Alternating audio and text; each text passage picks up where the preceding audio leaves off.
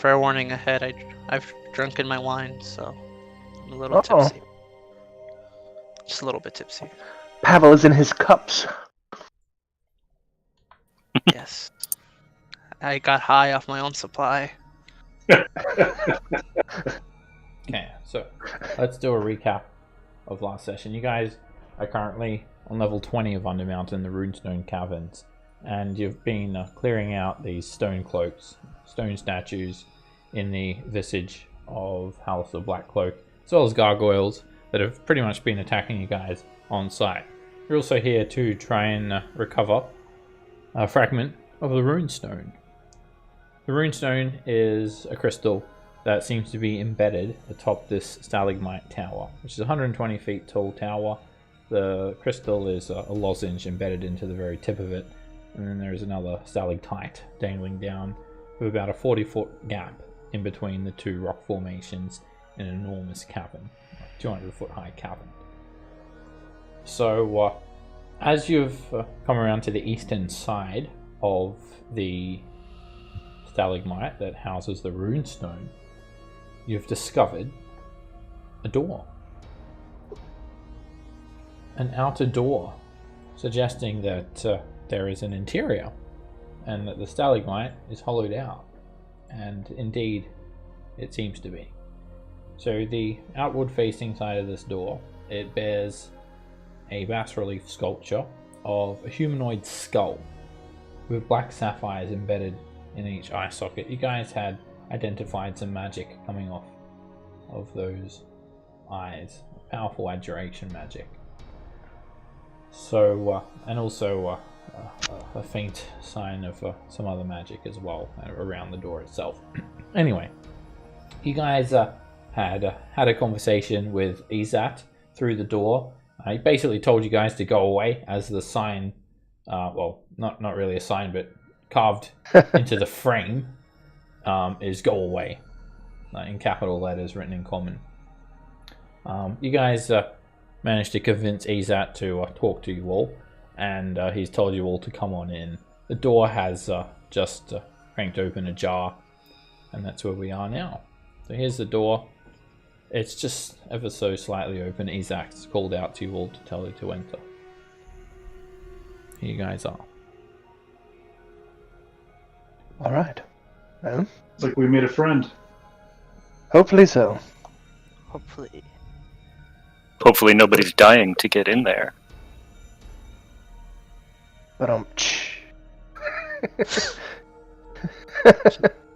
that was actually a very good joke, Bruce. I liked it anyway. Oh. I hope this guy doesn't have a bone to pick with us. All right, take it easy. I'm gonna swing the door open. Bruce just now learned how to joke. He's only a couple months from Halloween. I push the door open, and you've just got a foyer. It's a relatively empty room. There is a wooden coat rack standing off to your right. Other than that, it's not illuminated in here, and there is another door set into the northwest wall. It's made of dusty-looking, but yet sturdy-looking wood. I was concentrating on detect magic, if that matters. I think I had cast it to see if the rune or the sign on the door was magical. So I don't know when it's gonna run out. Okay, yeah, that's still up. It's been 2 minutes. There's another door. It's a hollow interior. The ceiling is about 20 feet high. It tapers inwards. You know, this is a conical shaped structure, so it goes upwards like a cone. Drew will open the door. Hello? Are we coming in here? You hear I suppose so. a disembodied voice call out. Did you close the door behind you? Oh, yes. Close the door. So sorry about that. Where are our manners? Wouldn't want you to catch a chill.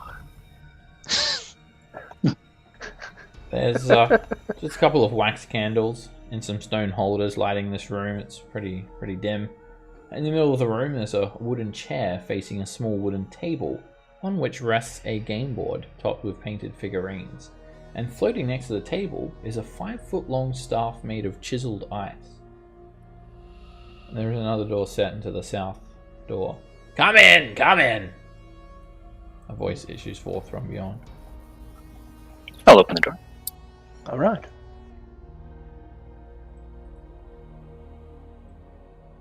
You open the door to this room. It's fairly well lit here. There's dozens and dozens of wax candles lighting the room. They're either perched atop candle holders or affixed to skulls. And not just skulls. There's other candle holders, petrified rats, other miscellaneous objects. The room is messy, to say the least. The floor is covered with books. The walls have stone shelves carved into them. They're also stacked with books, and most of them look caked with dust. There's a rough path between the books that have been pushed aside, and it leads to an old desk and an old chair near the southeastern section of the wall. And there's also a little pseudo dragon.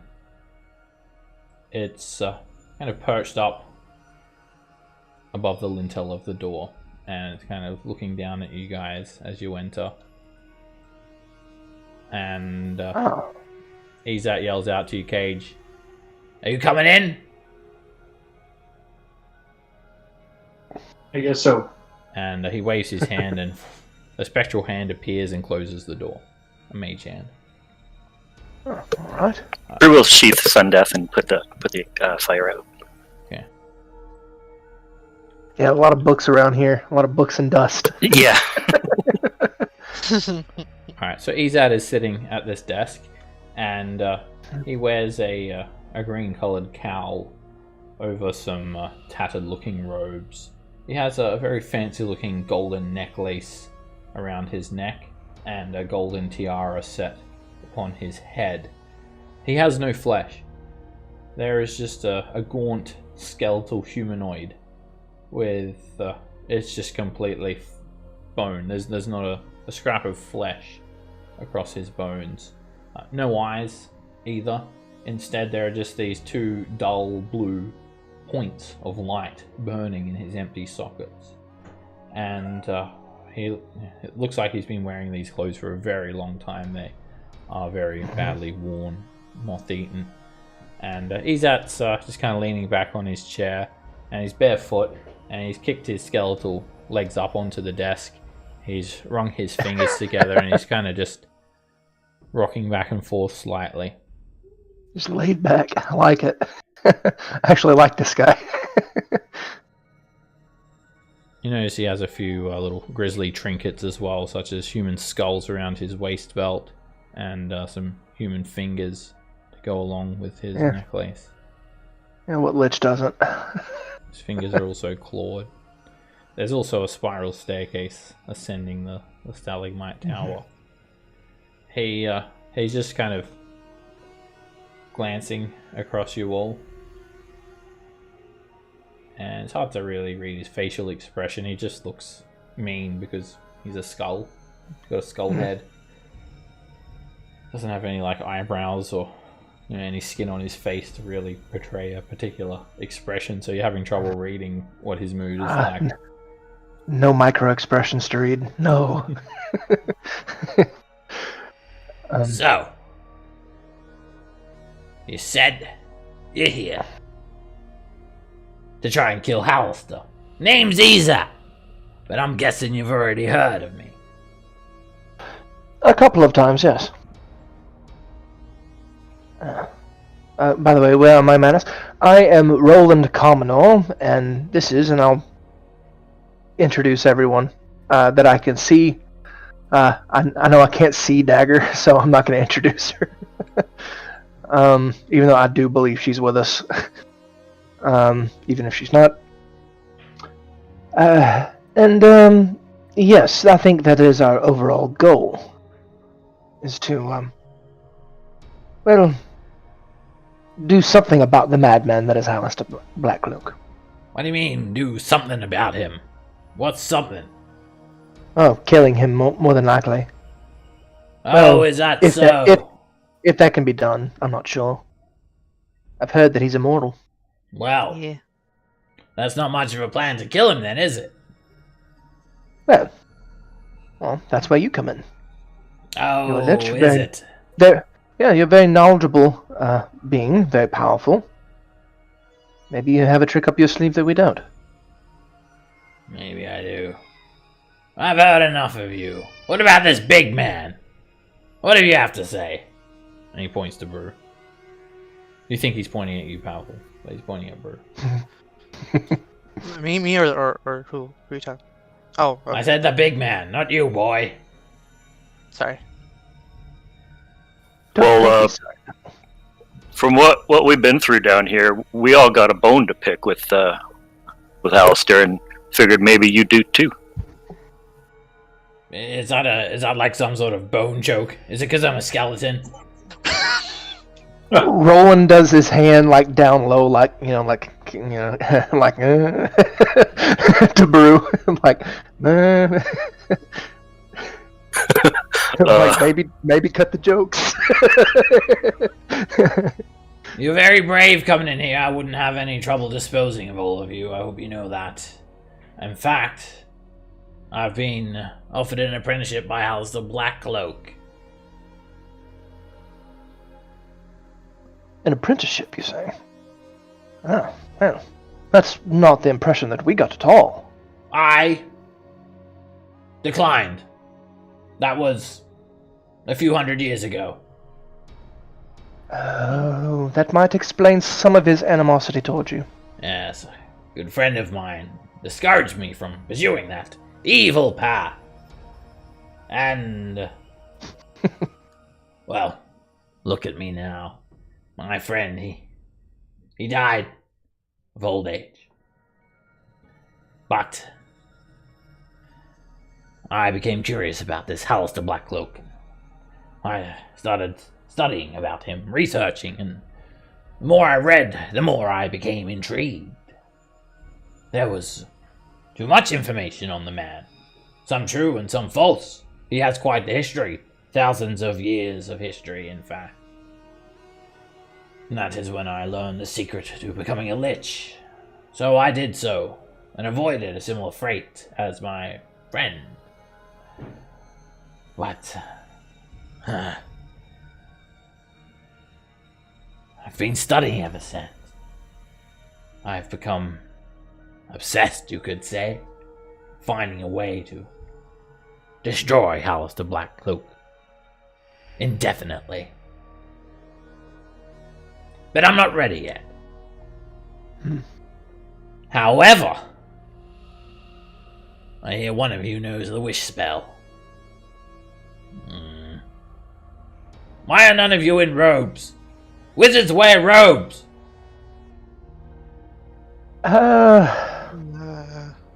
Not exactly. Did you put your robes on the coat rack? It's for coats, not robes. Go and get your robes. But we did have some robes. You? Are you the wizard? Do we have any robes? I don't know if you will want them, but I did take some Shark cultist robes from the other level. Put them on. Put them on the wizard. The one that can do the wish. Cage's got And black robes on. He looks over at you, Cage. Are you the wizard? The one I've that been can called do the such. wish. I've been called such. You've been called like such as in, you've been called the one that can do the wish? Or called a wizard? Said it both Well, ways. Okay. Well- Get your robes on. Come over here. Where's your spell book? I don't have a spell book. Pick up a book. Naturally. Clark will Cage will just pick up a book on the ground. Is this what you're looking for? He strokes his skeletal chin. Yes. You look like a wizard. Now, Tell me how to do it. Teach me how to do it! The wish! Ooh. I can't teach it. It comes naturally. What? What do you mean it comes naturally? It's a wish. You need to study for a very long time. Oh boy. Practice the magic. Get every single arcane rune down pat. Scribe to perfection. Articulate. Immaculate.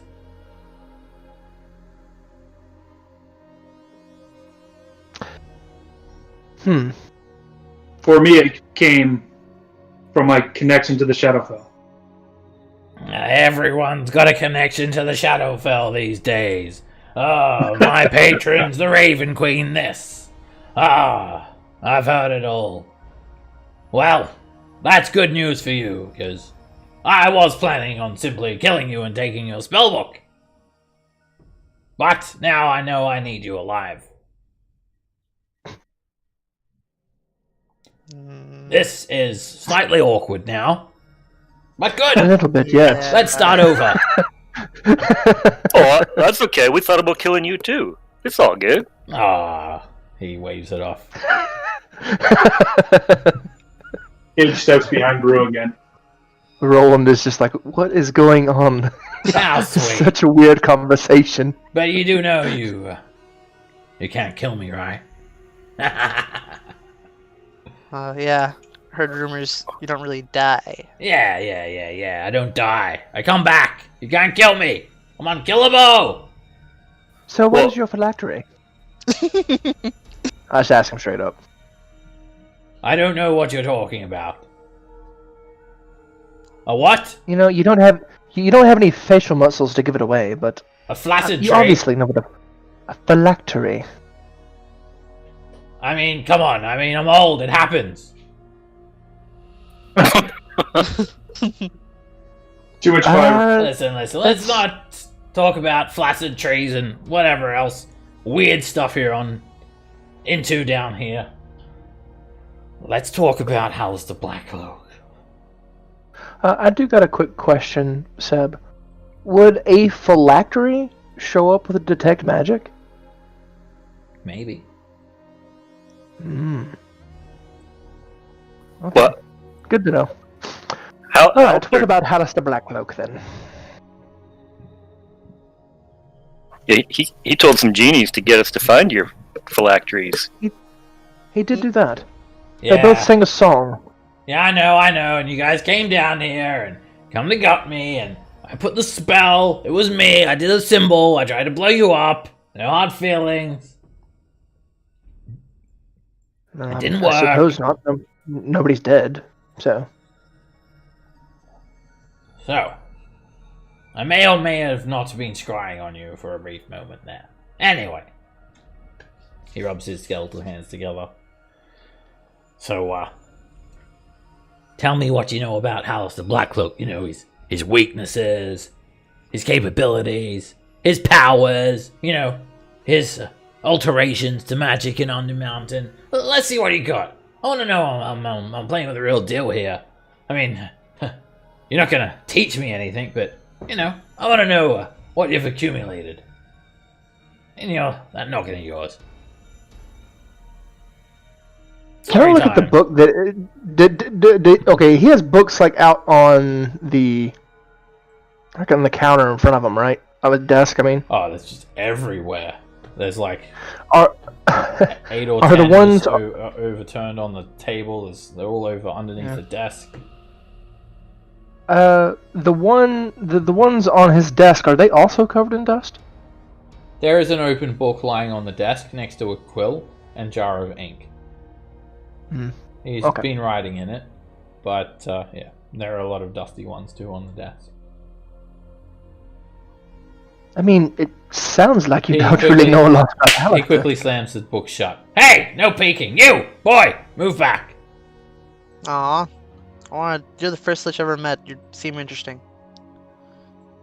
If you come too close to me, boy, I will call forth the spirits of all the creatures that died in this tower. they will materialize and fuck you up. Seems I like a have. There you go, potent sorry. spell. I have been fucked up many times. It's just another round of the rodeo, I guess. But yeah. It's nothing I can control, it just happens as well, so just keep your distance. Now, Alistair, information, let's go. Come on! And he taps his hands on the desk. What do you know? Well, Oh. down here he seems pretty omni-impotent. I think that. what my strong friend means is omnipotent. He has pretty much complete control over how his dungeon is laid out. Each floor, no teleportation into or out of a level without express permission from Hallister himself. Wrong. Alright, well, how am I wrong with that one? Not telling. Keep going. Well, that's aside from the portals, anyway. Suppose you could go inside the portals. Supposedly immortal. That's up for I don't know, we debate. don't. Well, that's why I said supposedly. I don't know. What else do we know about him? Other than He's a that, he's jerk. a very... Well, yeah, well, he's insane. That's for sure. He could turn you into a rotisserie chicken. I suppose he could turn anybody else into a rotisserie chicken. I think we've seen him turn himself into one of those. The old turn things into rotisserie chicken tricks. Huh. Yeah, oldest trick in the cookbook. He has a Anyone lot can of do stop that. signs. I could do that if I wanted to, alright? I don't like chicken. Why are you looking at me like I'm inferior to him? I'm just as good as him. I mean, we never said that you weren't. Yeah. That was a test. To see if you were paying attention to what you said. Correct. Good job. He seems to think he owns this whole dungeon. Like, he talks about populating levels with different things, and he's done things like flown a whole flying ship down here. We found that on the level above, and he had something going with a druid up on Willowwood level. He gets around. And there's the runes too. Tell him about the runes. Oh yeah. Well, I mean, there is the one that is sitting atop this tower, inscribed into the runestone. It's Hallister's personal rune. Actually reminds me, by any chance, Ezzat, would you happen to have 3 spare rocks somewhere around here? Or found rocks that look like this? And Pavel pulls out the runestone fragment he has. He looks at it. The runestone fragments. They're mine. You're not having any. You can't just share a little bit? Maybe you can know where I can find more? Maybe. Or we can make some sort of deal for them. That sounds better. 1 second. He reaches down under a pile of books and he pulls out a dead cat with white fur. Cam just frowns. Like, how dead are we talking? Like been dead for a very long time, or recently dead? Looks recently dead. Don't worry, don't worry. Good. It's not diseased. Well, I don't think it is. Listen, just life and death. Same thing, alright? Doesn't really matter. There's practically no line between the two. It's just a cat. Okay, what we're gonna do, and he takes the cat's legs and he ties it around his neck and he adjusts it on his chin like a beard. I'm gonna be Hallister Blackcloak and you're gonna be you. We're gonna do a little role playing here. I wanna see how you react. You ready? Well, you've got the insane part down. That's great. Okay. So, I'm in my lair. I'm Hallister Blackcloak. I've got level 23 of Undermountain, all sorts of cool stuff, lasers and things like that. I don't really know what it looks like, but just get the picture, right? There's lots of Hallister stuff, portraits of myself on the wall. And you've just come in.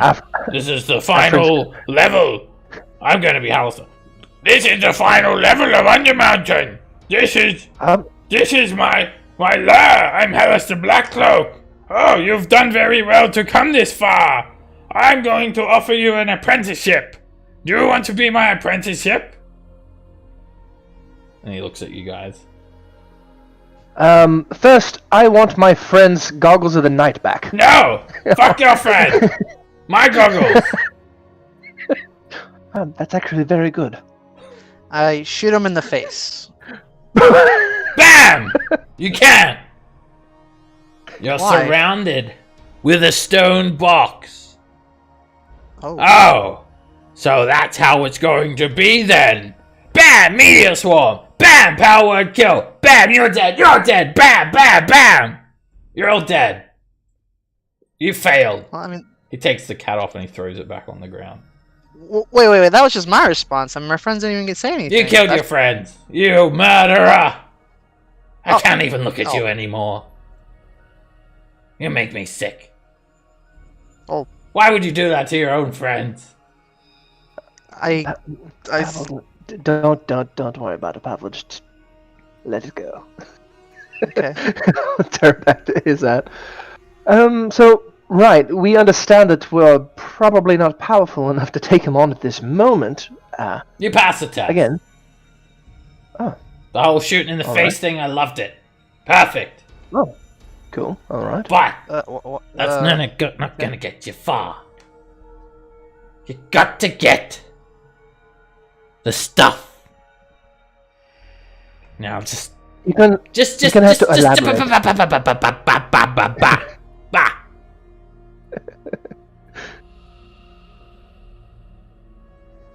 Continue. Bah! Hear me out. Right. Don't want to hear any responses. Maybe a few gasps or something like that. He holds out his skeletal hands like a picture frame. Flying. Invisible. Tarask. What's Trask? He points his finger at you. What the fuck? You don't know what Tarask is? Well, I mean, no. I just barely met a lich with you, and maybe the one down in the other level. It's like a mythical. It's like a beetle with horns on its head and a tail, kind of like a dog, with a shell like a turtle, spiked shell. No whiskers, no fur. And then he just like looks at you, Pavel. Huh? And it's Pavel. All you need to know is that it's fucking huge and can destroy cities very, very quickly. Shit, that sounds scary. Yeah, and the flying invisible ones. How would you go about bringing that into being, Ezzat? Well, I can take care of the Tarask part, but you know, the flying part, the invisible part, gonna need some wishes for that. Now, all right. I'm willing to do a wish for a permanently invisible Tarask, but you gotta ask yourself, are you willing to do a wish for a permanently flying Tarask? I really don't know. That sounds awful. Well, what are we doing here? What are we doing here? Really? What are we doing? Even if it were to take out Hallister, it would then go on to take out, well, everything. No, it wouldn't. You don't know how Tarask work, obviously. Don't you worry about that. Jesus. Bunch of newbies in here don't know how Tarask work. Anyway. How would the Tarask prevent Hallister from coming back or stopping being immortal? Man. Right. Good question. You have a weasel in your hair. And I like that. Thank you. Next question. Well, I actually had the same question as her. Because What you was the never question actually again? answered That weasel, it's cute. I like it. it. How does sicking Tarrasques on Hallister stop him being a mortal problem? That's not a real cat, by the way. It's just a prop that I use to dress up like Alistair sometimes. You're evading the question, is that? Listen. Are you okay? I know it's probably been lonely down here. Do you need someone to talk to? It's been a few hundred years. It's nothing, really. Listen. If you want to... I don't just put on Hallister's persona for nothing, alright? If you want to think like Hallister, you have to become Hallister. You have to think like him. If you want to think like him. Catching my drift. You need to know how he operates. Listen, you've passed the test. I know you want to shoot him in the face. So get away from the stairs, please. Points at you, Scam and Cage. You two, Shadow Boy, Raven Queen, Associate. Come away from the stairs. Cage is checking Scamp's hair for a weasel. We can move away from the stairs. So, you gotta know what Hallister's capable of. Now, you done well, you done a bit of research, but I need to tell you all about it. See, Hallister, he doesn't make it easy for creatures to enter or leave his dungeon. No spell other than Wish can be used to enter Undermountain, leave it, or transport oneself from one level to another. Astral projection, teleport, plane shift, word of recall, similar spells. If you try to use them to leave or enter Undermountain or travel between the levels, they're not going to work. And effects that banish a creature to another plane of existence, they don't work. These restrictions apply to magic items and artifacts as well. There is a little bit of a workaround, but not really. Magic that allows transit to the border ethereal, such as etherealness, is the exception to this rule. You can enter the border ethereal from Undermountain, but if you do, you'll be pulled back into the dungeon upon leaving that plane. Right. There's more. Huh. Magic that summons creatures or objects from other planes function normally in Undermountain, as does magic that involves extra-dimensional spaces. Any spells cast within an extra-dimensional space, however, they are subject to the same restrictions as magic cast in Undermountain. Spells that destroy or alter the shape of Undermountain don't work. The ceilings, pillars, columns, walls, floors, it's all magically protected. An earthquake, for example, would not trigger a ceiling collapse or create any fissures in Undermountain. And doors and furnishings, they're not protected in this way. Also, while you're in Undermountain, if you receive your spells from deities or other worldly patrons like, Raven Queen, then you'll continue to do so, but I'm sure you know that already. And you can contact other beings normally. Now, if you try to contact Hallister, it don't work. Any creature that tries to contact him with a spell like Sending will find that their spell has been magically redirected to the Mad Mage's Nothic secretary. And, you get some weird answers. It's kind of entertaining. A Nothic secretary. I would think they would just say, ooh, Sending, ooh, something like that.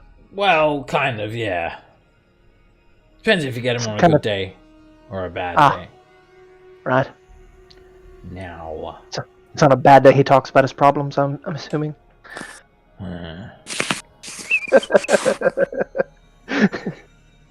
Is it Hallister that makes all that magic happen, or is it the dungeon itself?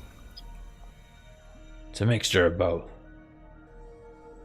There's a knot in the weave, So- you see, left over from the ancient Illithan elves that once resided above Undermountain, in the city that is more commonly known today as Waterdeep. Right. So, if There's we were more. to... all right. That's just about his dungeon. What about Hallister? You know that he could be watching you guys right now, right? Listening to every single word that you say. Fully aware. Good, because he wouldn't be listening to me. He flicks his amulet. Ah, Hmm.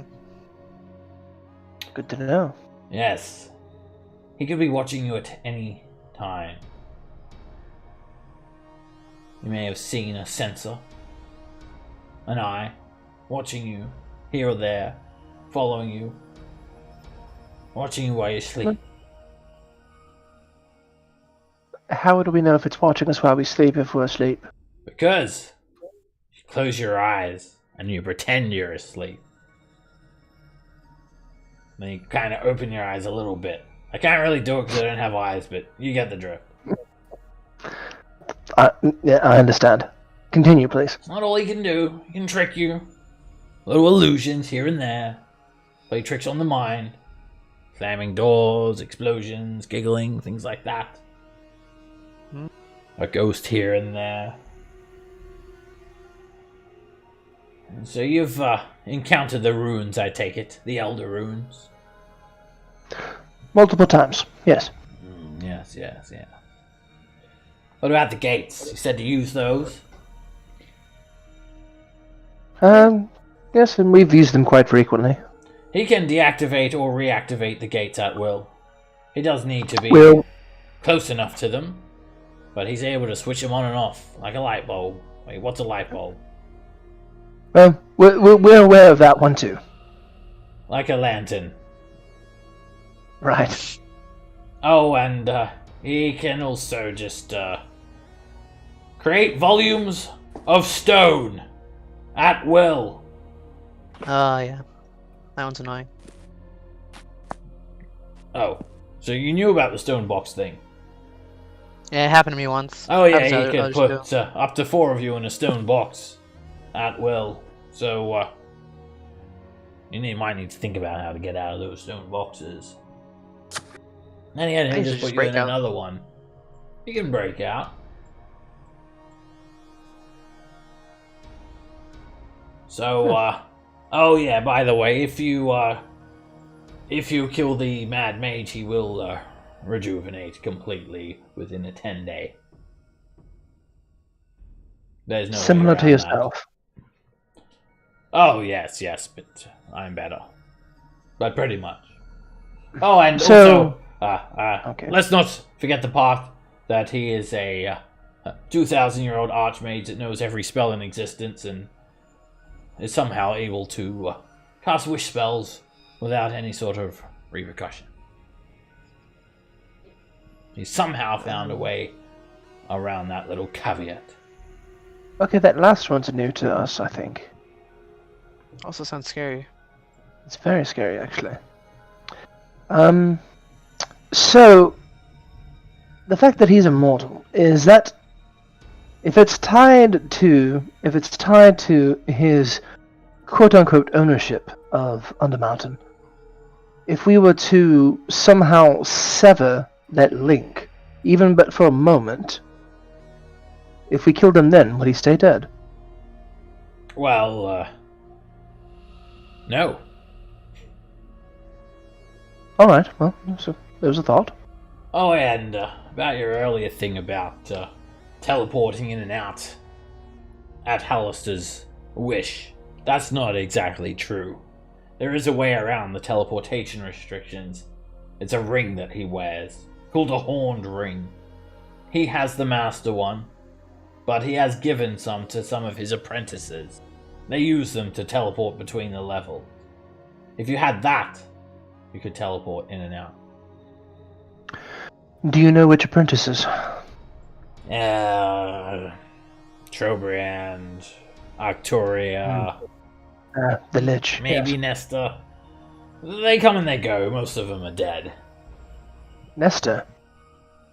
I'll turn and look at Pavel and Brew. Didn't we kill him? Did he have a ring on him? Nestor. I don't remember. I'm pretty Me sure either. we killed him. I'm pretty sure we killed him. You hadn't We haven't. encountered. We Nesta. killed. Okay, I know we've killed. Okay, I must be thinking of a different one. We killed. Mural? We've killed a couple of them. We killed Calabast Ah, that's the one I was thinking of. Real one. Calabash. and Muriel.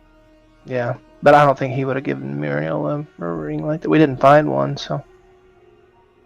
All right. Well. So, oh yeah, by the way, if you defeat Alistair in his tower, then the contents of everything we scattered across the astral plane within 5 minutes. I'm sorry, what? Ah, I have to speak slowly Yes, and loudly slow to that you, down. don't I? I said, if you kill Alistair in his tower, everything in the tower will be scattered across the astral plane within 5 minutes. God. Shit. Oh, so if we do that, scatter. All right. Spaghettified. Hmm. Say that word with me. Spaghettified. Spaghetti. Spaghettified. Spaghettified. That'll be you. Spaghettified. Unless you can get out of the tower within 5 minutes of destroying him. I think that would be possible, but Well, how? All right, so How are you going to get out? well, I mean, we don't know the layout of the tower yet, so I wouldn't be able to tell you. Dimension door? No Well, teleporting between the levels. Get one Wait. of those rings, and then we can Yeah. teleport. Is Yeah. the whole is the whole tower? Is the whole 23rd level of the tower? Is that what you're saying? Yeah. Alright, so one of you got the ring. Who are you going to choose to save? Oh, only one person can go back and forth with it. Not as useful as we thought. Exactly. That's why you need me. I've got these ideas. Can you give us an idea that's not flying invisible Tarrasques? What? I haven't even got to the flying invisible turrets. You have to get You- dead Hallister first, and not die yourselves. Baby steps. So, Hallister has arch gates, right? He Yes, reactivates them and deactivates them at will. Well, correct. your best bet is hoping that he doesn't deactivate them all, and facing him. And you can use one of those to teleport out. You'll have to pick one that you like. Make sure you can get there and use it. You'll have 5 minutes to use it. After, well, if you're not already dead by then, that is. I suppose that's true. So, you face Alistair. You defeat him, let's say. You manage to find a portal. You teleport away. 10 days later, BAM! Alistair's back. What are you gonna do then? I don't know. I mean, I guess the main problem would be somehow untying that knot in the weave. Right? Can't be done. Mm-mm. Well, not. Are you saying to my are you saying knowledge. are you saying that because you don't know how, or that it really can't be done? I'm saying it because I don't know how. And if I can't do it, Okay. you can't do it. Hmm. Wish can do anything. Can you? Do you think that can do it? You should be careful what you wish for, boy. Wish can do anything to a point, Pavel. It's not all powerful. Now listen. There was some truth to the method of dethroning Hallister as the ruler of Undermountain. You see, there is one apprentice that's always managed to elude him. a woman by the name of Desiree Kestelharp. Supposedly, she had become fused with the very walls of Undermountain to escape Hallister, and any attempt to contact her has failed. I'm not even sure she really exists. However, if she does, and there is some way to contact her, you would find that method in Hallister's tower. I'm sure he's been working on a way to try and contact her, and I'm not sure if he has succeeded or not. He did ask us to find her at some point, so I would assume he hasn't. Well, let's just say we could keep Hallister out of Undermountain. Keep him out and away from Undermountain for long enough. I have a theory that his power will wane. It'll be weak enough that someone more powerful than he will be able to take the reins and become the new ruler of Undermountain. That's when we get him! Bam! But how are you going to lure House the Black Cloak out of Undermountain to begin with? Well, he's got some plans for you. I assure you, you and your city. Something to do with a mech. A Titan? No. No. That thing, that old pile of scrap metal down on level 13. 14. That thing, that's just to destroy the High Forest. And it's a hobgoblin thing. I'm talking about your city, Waterdeep. It's worrisome. Well, I mean, he's gonna be pissed when he learns that you're from Waterdeep after destroying him. You know, he's gonna be angry. I don't think anyone's ever destroyed him, or at least no one living today. Oh, he's gonna want to take his aggression out on you, and he won't go for you. He'll destroy your city on a whim. If only someone had a flying invisible Tarrasque to combat him. Does anyone have a flying invisible Tarrasque? Anywhere? Anyone? Let me check my pack. Okay, tell me if you got one in there. Okay, I'll get back to you. If he can Invisible wish, dagger. if he can wish as much as he wants, couldn't he just wish the Tarrasque away? Well, kind of. That's why we're gonna have like some mages around him. Bam! Try to wish it. Bam! Counter spell. You're gonna fight him, and he's gonna be weak. Weak enough, so just before he's destroyed, just as he's fallen victim to his aggression, he'll be off guard, and then BAM! Flying invisible Tarrasque in his face. Then, new Undermountain ruler comes in, takes Undermountain, no more Hallister, your city is saved. Who's the new Undermountain ruler? Well, naturally, the second most powerful wizard in the room. I don't even have a throat. Why am I doing this?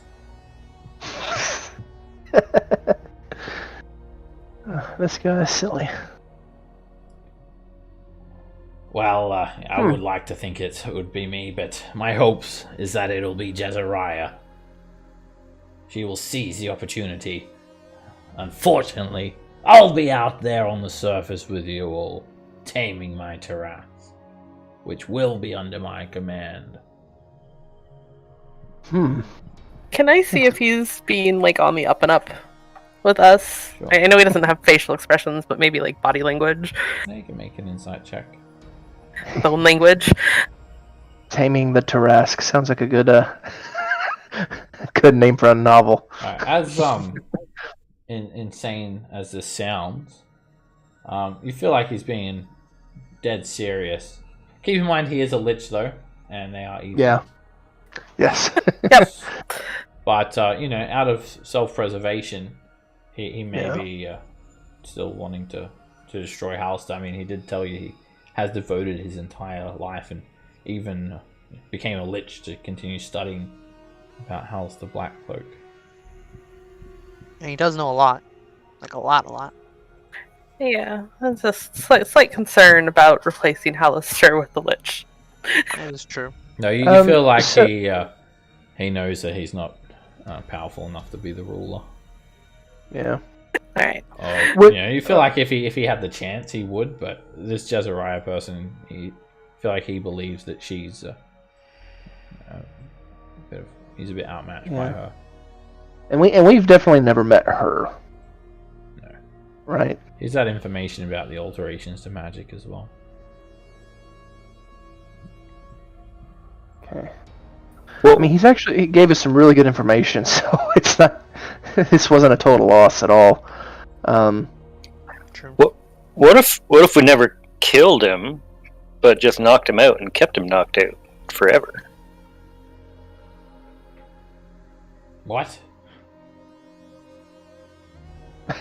Knock him out, and then keep him knocked out. I don't think it works like that. Just have somebody on hand, just constantly hitting him in the head whenever he starts to wake up. Can he be put into like an anti-magic prison? An anti-magic prison?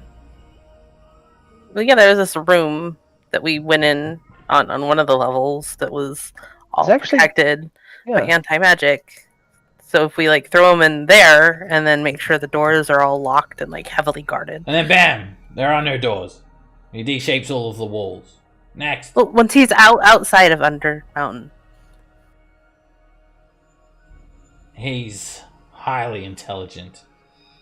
We need to work off his anger. But hell, if you think you can get a hold of him and put him in an anti-magic prison, by all means. Scamp like a brew. I've been waiting to wrestle him for several weeks now. All right. So essentially, our plan is I this. suspect the first thing that he'll do to you is put you in a maze. Maybe a force cage, or just feeble-mind you. You, points at Paffel, you're going in a wall. He points at you, Roland. You'll be counterspelled 3 times over before you get a spell off. Looks over at... be more than 90 feet away. Looks over at Cage. Yeah, there's going to be some bright lights in there. He looks over at Darius. Yeah, I think you'll be going in a wall as well, or maybe a feeble mind too. That's if you're fighting the real Hallister. Ooh. What joke's on him if he tries to feeble mind me? Yeah, you're definitely going in a maze, he says. All right, so just to kind of backtrack a little bit and kind of go over the quote-unquote plan here, we enrage Hallister somehow. Yeah, I think a good beatdown should do that. All right, so basically kill him, and then beat a quick retreat back up to Waterdeep. Once we're there, steal we just his wait for him horn to ring. That'll piss him off. Yeah. Then take that. Okay, and then we'll have between 1 or 10 days to prepare. Right. That's very random. Yeah, we're willing to be ready. You got someone else that can do a wish? What's that lady's name up there? The one with the robes and all that? Lady Silverface? Laurel Silverhand. Laurel Silverhand. Yeah, that one. Hey, can she do wish? No? You know, it's quite possible that she could, but at the moment she's not feeling too well, and that's the reason we were asking for runestone fragments to help bring her out of her illness. If she were around, I imagine she would help us in our endeavor.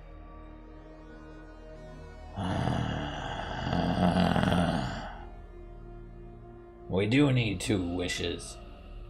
I'm doing the trash part. Sure.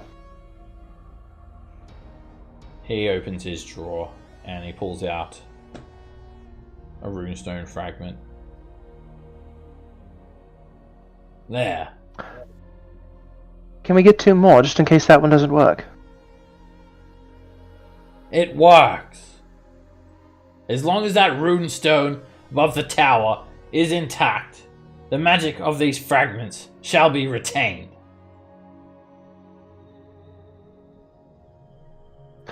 So, hypothetically speaking, 1 runestone fragment, should work for multiple people if they have the same sort of illness? They are very powerful sources of magic. If it has something to do with the weave, then I believe these fragments shall repair it. As long as the big one stays intact. Sure, he points sure. up, like to the top of the table. Alright. How do we use it? Yes, that is a good question. I'm not sure. Swallow it?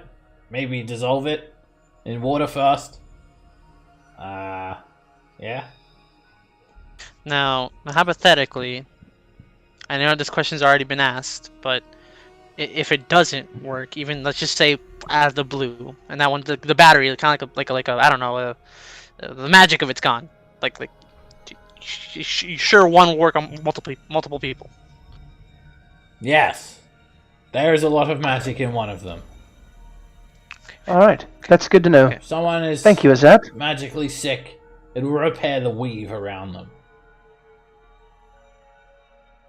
That is good to know, Ezzat. Thank you very much. And I'll pick the runestone fragment up off the desk and put it in my bag. Yeah, you should thank Ipsis. And he looks over at his familiar. He goes Oh, and yes. fetches him for me. Yeah, we did see him earlier. I figured he was yours. Good. Thank you for not taking him hostage. Why would we? Why wouldn't you?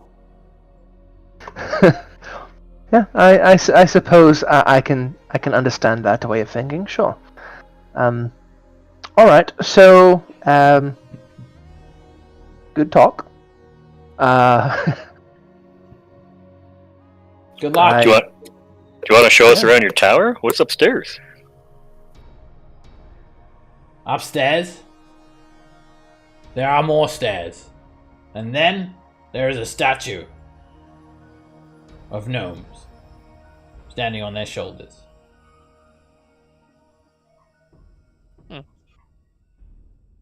Wait, what? Gnomes. Gnomes standing on their shoulders! Alright, good luck. Don't die on the way out. Dismissed. Goodbye. I'll see you I don't again. think When people can stand on their shoulders. Alistair is defeated, I will know, and I will be in contact with you all. All right, I'm sure you will. All right. I guess let's go. Ezzat, thanks for everything. Even though, You're you're a bad guy, I guess. No problem, no problem. Have fun. Oh, would it be possible to turn off? Well, I guess it's not there anymore. Never mind. Unless you've reset it. Have you set any more traps along the way that you could, deactivate so we don't? None that you'll stumble across. Okay. All right. I was considering setting one, after you went into that magnificent mansion, but I thought I wanted to see what you had to say. And just as well that you're still alive. I suppose that's true. Well, Ezzat, it has been a pleasure and an honor. We will speak to you again. I'm going upstairs now. You can see yourselves out. Alrighty. Have a good sleep or whatever liches do. I don't sleep, but yes. Okay. Before you go, real quick, what's the puzzle for? What puzzle? The puzzle? The big puzzle? What puzzle? It's on the floor. Big stone pieces. What? I don't know. Never mind. Oh, and don't touch my cornea set. It's my move, and I'm biding my time. Stupid staff. Oh, he's playing against the staff. All right. That's strange. Man, he is lonely. Can I? Can I look at the game and try to figure out which moves who would win and which move? You can make an investigation check, Pavel. Thank you. I do believe you have foresight, so you have advantage.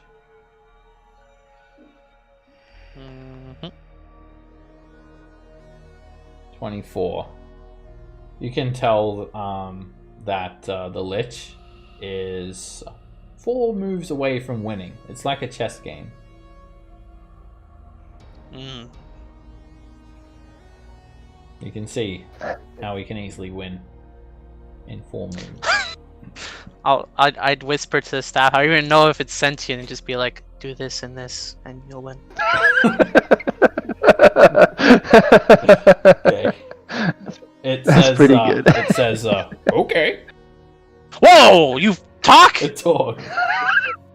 Thank you. What the fuck? All right, let's find. You're not telling that staff how to win, are you? He calls from upstairs. No! No! Let's Walking. find a quick way. Let's find a quick way back up to the surface, Pavel. Okay. I believe we have what we need. You guys Little more than head we out, need. and you're expect to close the door behind you as well. Yeah. Okay. Dagger. Should we at least get a couple more of those fragments? I don't really trust him for some weird reason. You're right to say when he's evil. All witches are evil in a way. Or why you wouldn't trust him? Well, I think that we can trust him enough for now. I believe that he really wants to get rid of Hallister, but he knows that he cannot do it alone. And I imagine, seeing that he's playing dragon chess against a staff, that he doesn't speak to many people. Probably the first people that he's spoken to in quite a long time. So, he has nothing to gain from lying to us at the moment. That is my opinion, anyway. You're a wise and smart guy, Roland. I wouldn't call myself wise or smart. You Is Trish here yet, or your computer's still updating? I think it was My computer's still updating. Damn. But I'm listening. Okay. I'll draw Sundeath and light it again. Okay. We're gonna roll initiative as soon as you guys get out here. Okay. Yeah. Let's see. I don't see anything, but maybe it's just because I'm behind a pillar. You'll see it. I don't see. You'll see it. Uh-oh. It's a Tarrasque. It's an invisible Tarrasque. That's flying. That's right.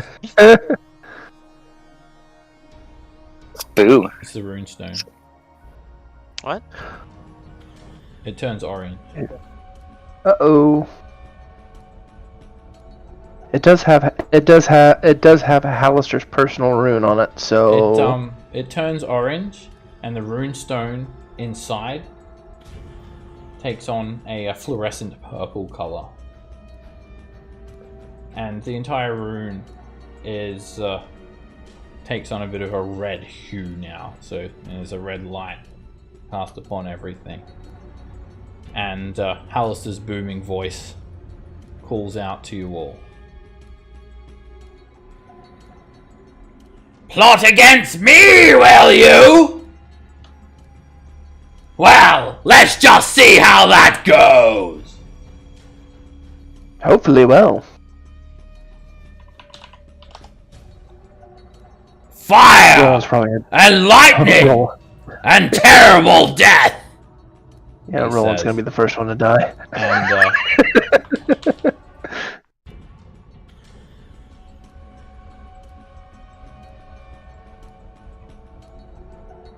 one second. The first thing that happens is a stone box appears in front of the door to Ezzat's tower, locking it off. Locking off the entrance. It's 10 by 5. Brew, you're up.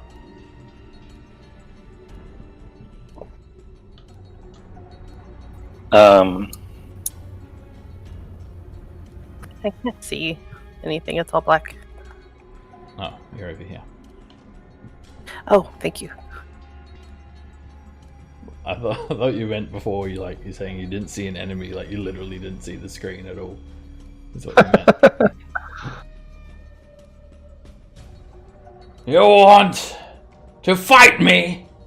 Well then, let us dance! You've never heard Alistair so furious before. He seems Time to run. serious. It's scary. It is. Let's pick a direction and go. I'm gonna use an action to grapple Cage if I can, if you'll let me. And then drag you with me behind this pillar thing over here. Sure. Not sure what you're doing. I feel a little uncomfortable with this, but it's okay. Scatter! Let's get out of the way! Back to the tunnels. Courting ritual. Just go with it. So yeah, use half my movement to get over there and bring you with me, so that you're maybe a little bit safer. You go there. There. Sorry. Yeah.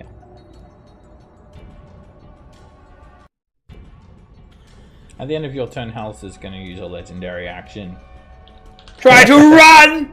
There's nowhere you can run! This is my home! And he's going to drop a fireball on Brew and Cage. And may as well hit Roland and Scamp at the same time. The four of you make a dexterity saving throw. Yeah, he'll get Darius too. The fireball.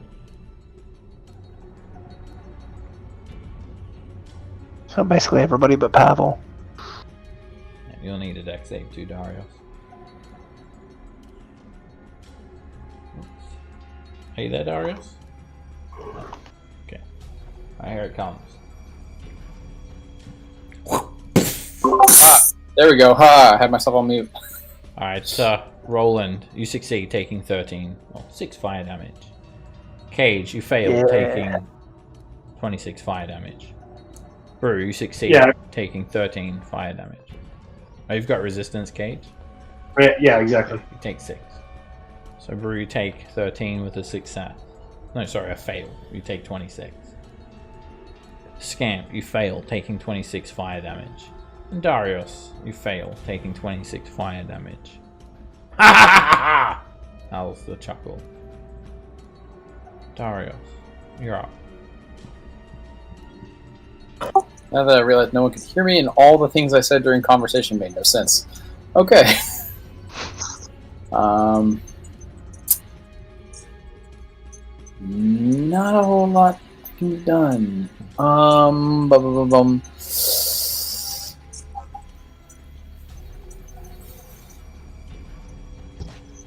Yeah, okay. I will... I'm actually going to bless myself, Roland, and Scamp. And just book it. Oh yeah, Boo was incinerated, by the way. Okay. That's Out of curiosity, I'm a little turned around on this map. We came from the south. Was it this corridor or all the way over here?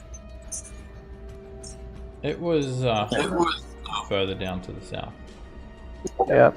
Let's see. Actually, no, it was this one. Sorry, he did come from this way behind this column.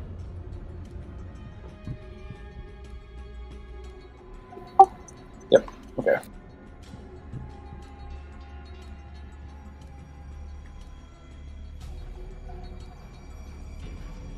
Hallis is going to use a legendary action. Foresight? Runestone fragments? I don't think so! And he casts a spell magic on you, Pavel, using a legendary action. Shit. He makes an intelligence check. DC 19. He fails to dispel your foresight. Any spell of 3rd level or lower affecting you is dispelled, which I don't think you have any. There's more where that came from! Scan. So, seeing as we are fleeing, I will also flee and get to go over here with my regular movement. Then I'll dash to get further away. There is nowhere you can go to escape me! Hallister will cast Dispel Magic on Pavel again, using a legendary action.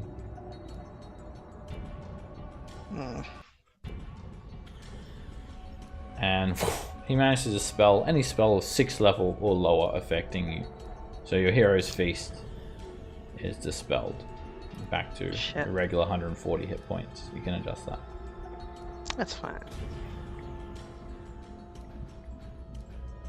And you also, well, you lose 5 of your current hit points too. Rolling. Alright, it's time to beat a quick retreat. See, 20 feet to there. I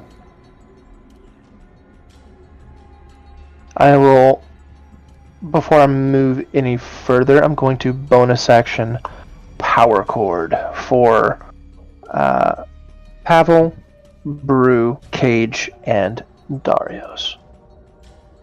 So, Power Chord. Thank you, Roland.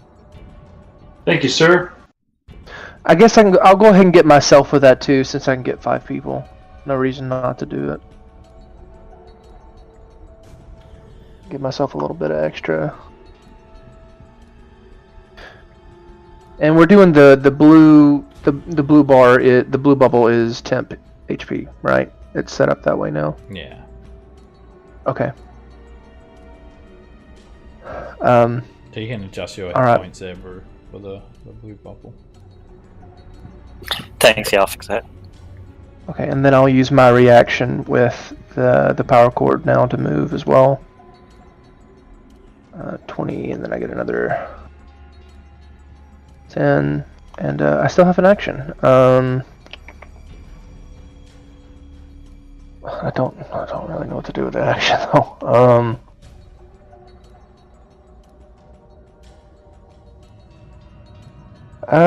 I am going to.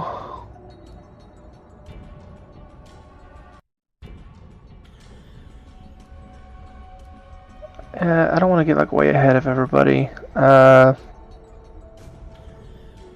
gonna use my action to dodge, just in case more fireballs and shit are thrown our way.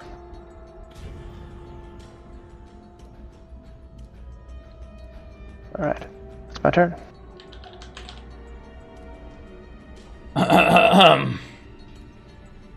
It was nice knowing you, adventurers! It ends here! And Hallister is going to cast a spell for his action. And that spell is Meteor Swarm. Yep.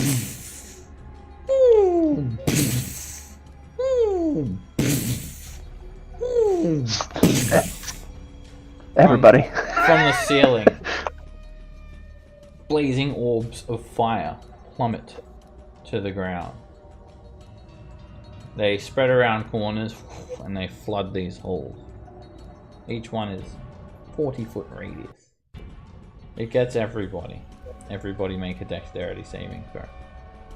This is gonna hurt. I am going to cast Absorb Elements, which I actually prepared. God. I'm gonna use Luck Point. And we're still blessed at the moment too, right? Yeah. Okay.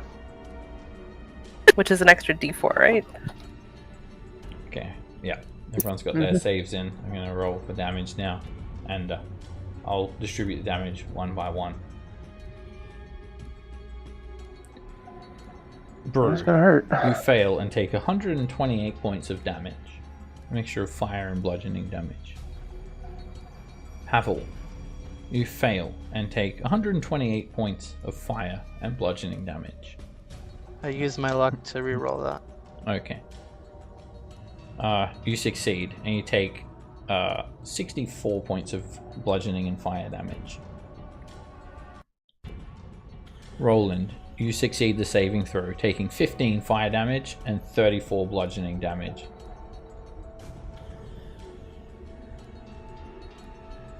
Cage, you fail, taking 30 fire damage and 68 bludgeoning damage, for a total of 98 points. Darius, you fail and take 128 points of bludgeoning and fire damage. I'm down. Shit. Oh, Scamp, you succeed the saving throw. You use Absorb Elements. So, you take 15 fire damage and 34 bludgeoning damage.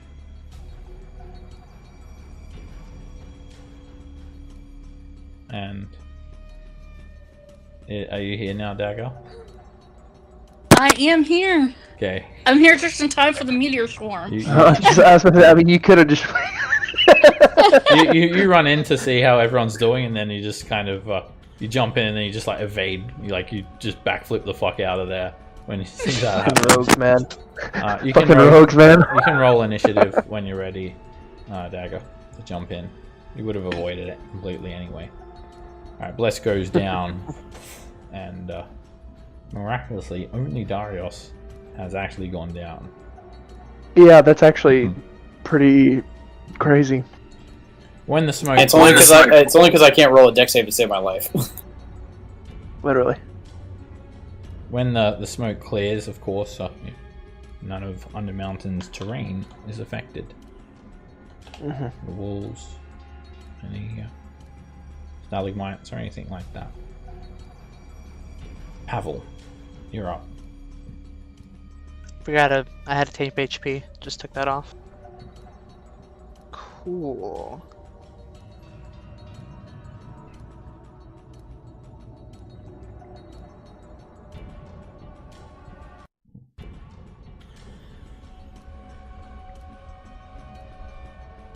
Wait, that was 35. That would be 30.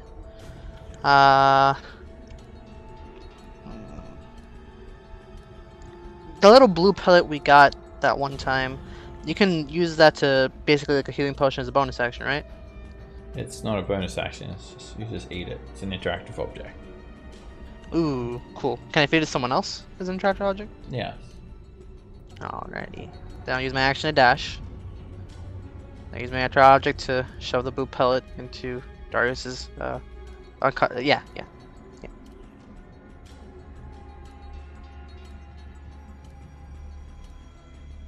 2d4 plus 4, like a normal, or 2d4 plus 2, like a normal healing potion?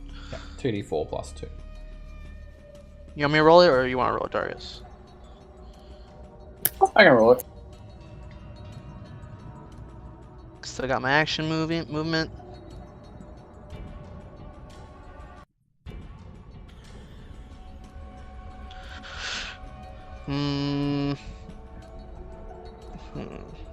I'll stick here. Yeah, I'll stick here. At the end of your turn, Hal's the Black Cloak is going to use a legendary action. and he's going to cackle maniacally and shoot 4 magic missiles at Darius. They fly down, slamming into you for 8 points of force damage. Didn't think you'd get away that easy, do you? Cage. Cage wants to use Wish, and I think I can get Darius in there and cast an 8th level Mass Cure Wounds. Whoa. Nice. That should be 5d8 plus 5 if I get this right. Or 68. Alright, wait. First, where are you putting the spell?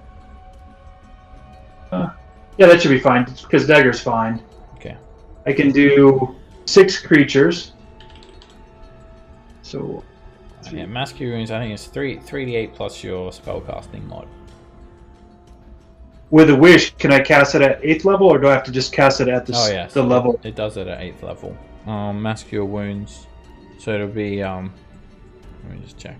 Base level is 3d8, and then for another 3 levels, it's another 3d8. So it's 6d8 plus your spellcasting mod. Nice. Yeah, when you cast Wish to emulate another spell, actually, that's a good question. I don't know if it does it at the base level. I don't think it lets you upcast. Yeah, it doesn't lets you duplicate a spell of 8th level or lower. You're duplicating a 5th level spell. So it becomes out at 5th level. Good to know. Good to know. Okay, so I'll just do I'll do it still. So it's 3d8 plus 5. Yeah. Okay. I mean, that's still a good heal. Yeah. That's about the best right now. So feels much better. Let me give myself 2. So 1, 2, 3, 4, 5, 6. Yeah, I should get everyone but everybody but Dagger. Yeah. Plus 23. Right. And then Cage will move. So I think I got a ton of people my way. 5, 10, 15. 5, 10, 15, 20. Yeah, so I think I can go right there. Look right? Yeah. That's 25 feet of movement. Let me pop Wish 2. There we go. At the end of your turn, Alistair is going to shoot a spell at Darius. Now, these spells are coming from the runestone, if you haven't figured that out already. It's a firebolt. Figured. Yeah. A motor fire is shot at Darius. Disadvantage from being prone. It's a direct hit for 24 points of fire damage. Constantly rolling just above my just by 1 or 2 points. You got 7 healing, 8 magic missile damage. Got 23 healing, 24 fire damage. What did you do to make Seb so mad at you, Brian? Yeah, next time I'll go with heal. Dagger. You're up. Okay. Well, 5, 15, 20, 25, 30.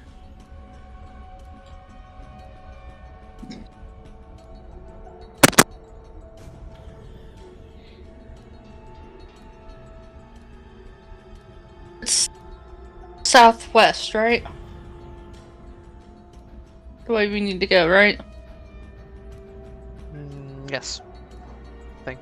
Yeah, I think that's just our general direction, yeah. And that was my bonus action dash. For my action, I'm just going to dodge. I don't want to run too far ahead of these people.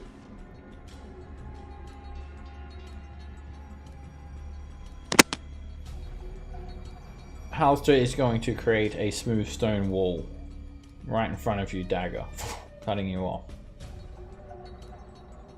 Goes from floor to ceiling, wall to wall, It's made of smooth grey stone. Brr. I'll use a bonus action to rage. And I'll pounce. Rawr.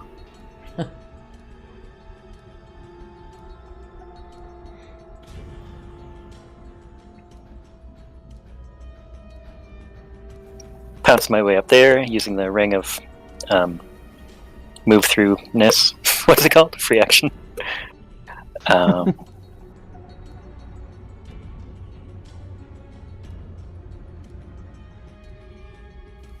Step up there, use my blue pellet of healing on Darius.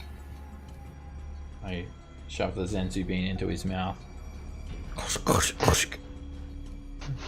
Heals him for 2d4 plus 2.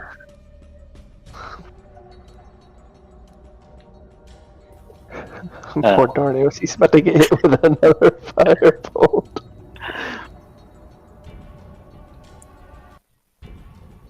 And then use my action to grapple you, Darius, if you're cool with that.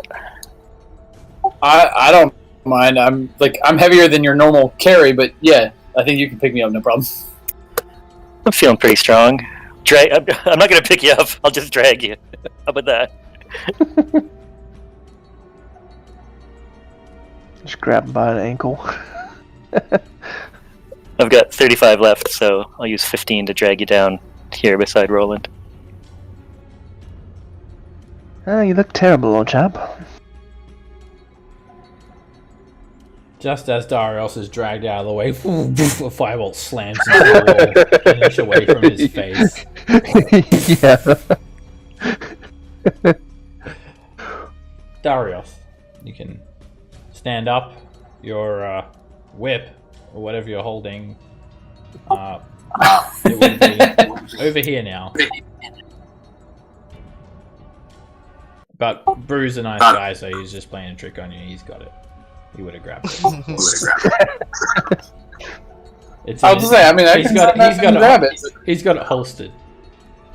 He's butt cracked. I wrapped it around your leg and pulled you back with it. He looks like a tiefling now. He's got a tail. Wow, now we have 2 tieflings in the party. That's a horrible image in my head. I'm going to reach out, put my hand on Roland's shoulder, and be like, "Let's get away, shall we?" And I'm going to use the Cloak of the Montbank to Dimension Doris. Where would you like to go? Is it somewhere you can visualize, somewhere you can see, coordinates? Right there. Okay. I can see there. Okay, you can go over there. You go with him, Roland. Okay.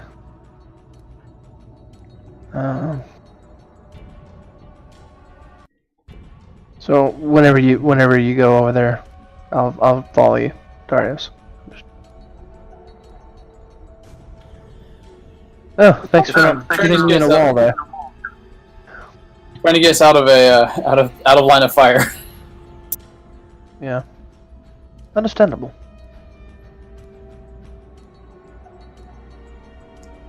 Scamp. I'm gonna continue booking it. We'll do 10, 20, 25, 30 down here. I'm going to use my action to cast Heal on Darius.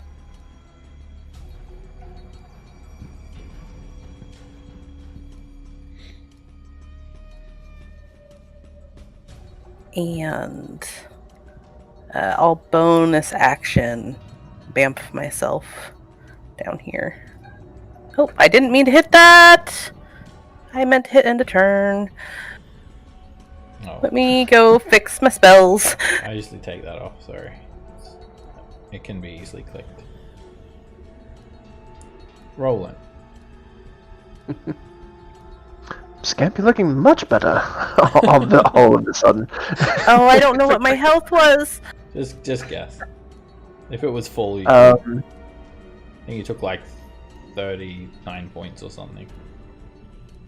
plus 26. It says you got 70 healing. I don't know if I would actually have line of sight on Brew standing right there. Yeah. Yep, just barely. Okay. Cool. I am gonna bonus action power chord again. This for Brew, Pavel, Cage, myself, and Darius. More temp HP, yes. And a soundtrack for our escape. Yeah.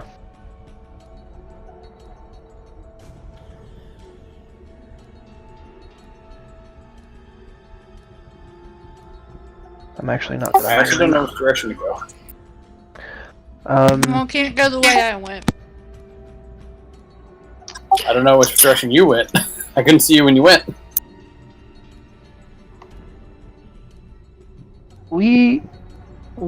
Have found. We've only found one gate here, haven't we?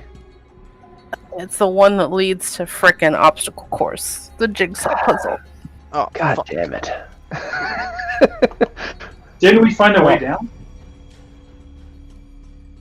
Yeah, I mean, I guess we could go further down. To the northeast. Yeah, we're actually really close to that, I think. So I guess we could go down to get our bearings.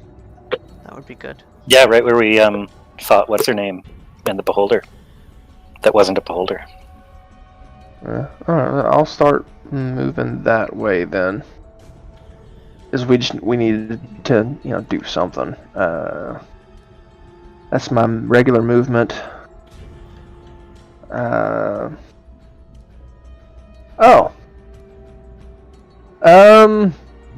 Everyone. Slight issue. Oh no. Did you find something? Wall? More like a stone cloak. Okay. There's a stone cloak rushing down this hallway like Terminator style, with mallets for hands. Fuck. Of course it Already is. ate the runestone. Yeah. Well, we've got. Even if Alistair the yells one out, you had were. "Stop! Hammer time!" Does he do Oh it? my god. I hope he does not applaud for you. And a lot of my stuff is. That kind of threw me off. I still can't really see it. I think it still have total cover from me anyway. Yeah, So you can just hear it. I do hear it coming though. I think I am going to hold. I'm gonna hold a dissonant whispers for if it comes. Like if I'm able to see it. Okay.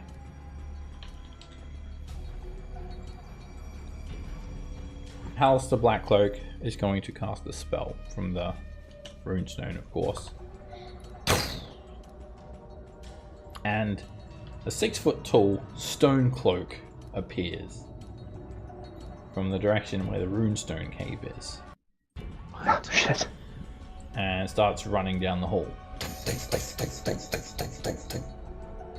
Okay, we gotta deal with 2 of these. It rushes you, Pavel. As Alistair casts a spell. Summon Construct. Like a little baby version. It's got hammers for hands too. Oh,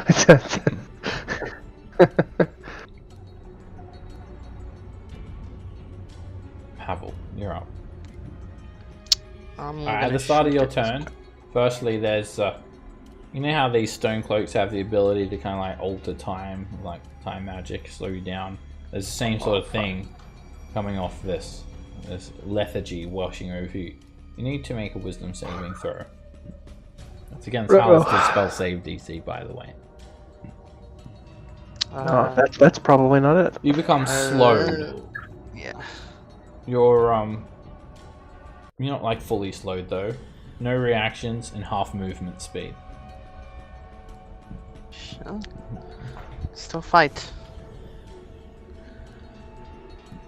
Alright, I'm gonna shoot his construct. Scamp, thank you so much for the foresight. This is gonna be way better. Shooting him with sharpshooter. Hit. You chip off some stone. Correct. Ooh. Nice. Break off some more massive stone fragments. 3. And ting! That ricochets off the stone construct spirit. I'll not let anyone else try to get frozen, so I'm gonna action surge one of the 2 I have now and shoot him 3 another 3 times. 21 hits. You're starting to chip this thing away. It's looking damaged. Ting! Miss. Damn. With a 19. Third and final shot. Hit. It's almost completely broken away with the 21 damage. Son of a bitch. What else can I do? I can bamf. But I'm just gonna move down here. And I'm not gonna bamf. If I can control it. I can't. Maybe. Hals the Black Cloak is going to use a legendary action. And he's going to shoot a firebolt at the wall and laugh maniacally. Ah! You're going to get firebolted if you come this way! He says as he shoots a firebolt that way. It just hits the wall. Yep, insane. Certifiably so. Yeah. Okay. Makes sense. Cage is gonna 5, 10, firebolt this guy. Ooh. Crit. Boom. Yeah, you absolutely obliterated. Whoa. It is. That's actually 26 on the backside. It's vaporized. It vanishes from existence. Just want to get that extra 1 in there. That was 5, 10, 15, 20, 25. Bonus action, teleport. I think I can just go. You hear Roland whispering some crazy words that don't even make much sense. Yeah, that's right. Teleport there. Dagger. Okay.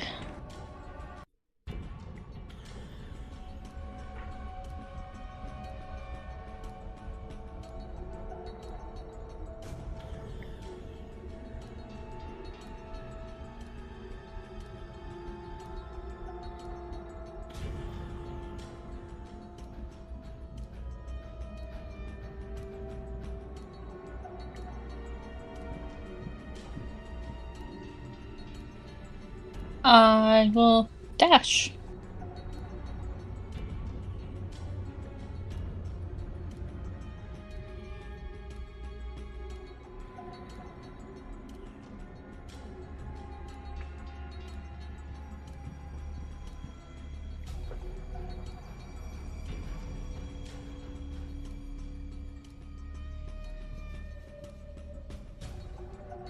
Hals the Black Cloak is going to create a smooth stone wall using a layer action.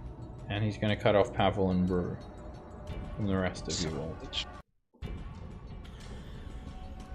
The wall in front of you turns into smooth grey stone. Brew.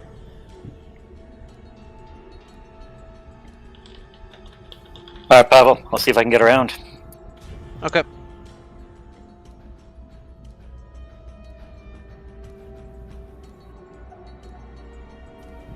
Dash. Coming around the corner, there is a stone cloak. Looks like we can get this way, Pavel. Hopefully it's open for not for. You with the hammer hands. I got a hammer head. What do you think of that? It knocks its hammers together excitedly. Arios.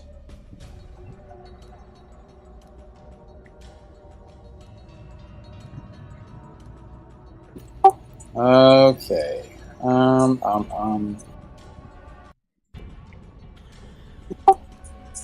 I am so tapped.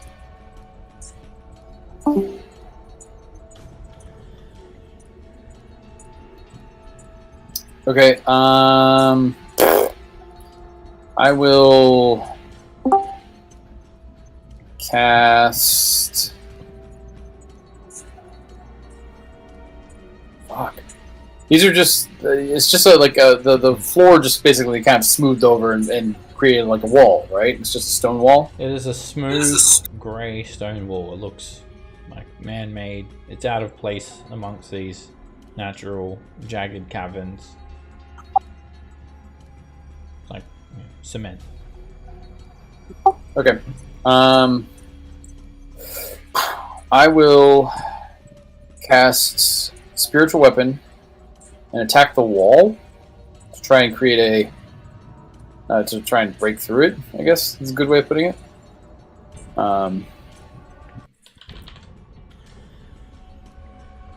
This section here. Yeah, the closest section to me, yeah. Okay. Spiritual weapon to attack. Can attack a wall. And you hit.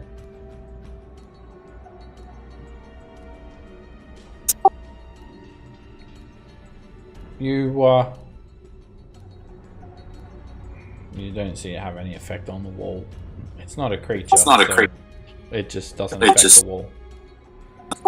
Okay. It doesn't even actually do the attack, really.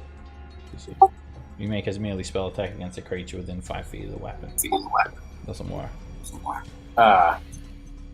So you can't use spiritual weapon to attack a wall. I see. Okay. Well, it's out now. Then I'm going to run to it with my warhammer and try and hit the wall. Okay.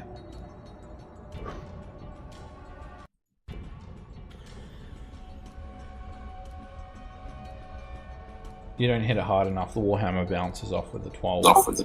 Oh, you rolled twice. I just clicked by accident, so. Your mic is reverberating, by the way. I can hear my own voice through your mic. The 26 hits.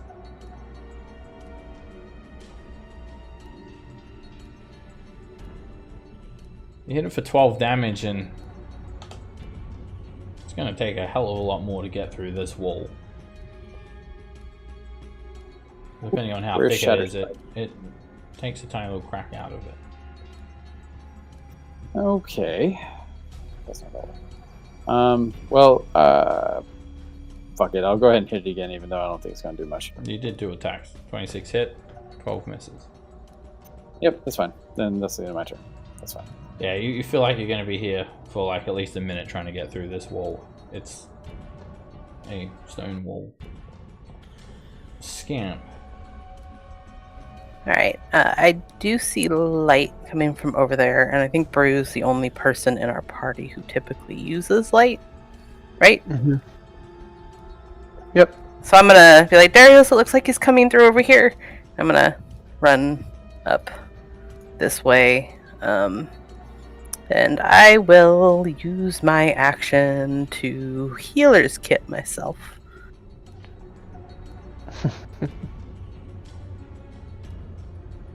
You take out some burn salve and rub it on your face. Secretly just mashed up good berries.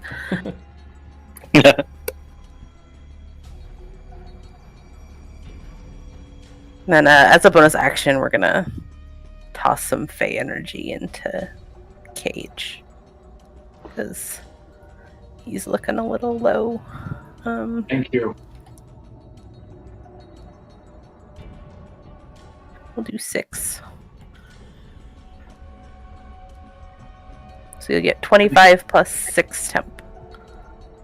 Thank you very much. Temps don't stack though, right? No, they don't.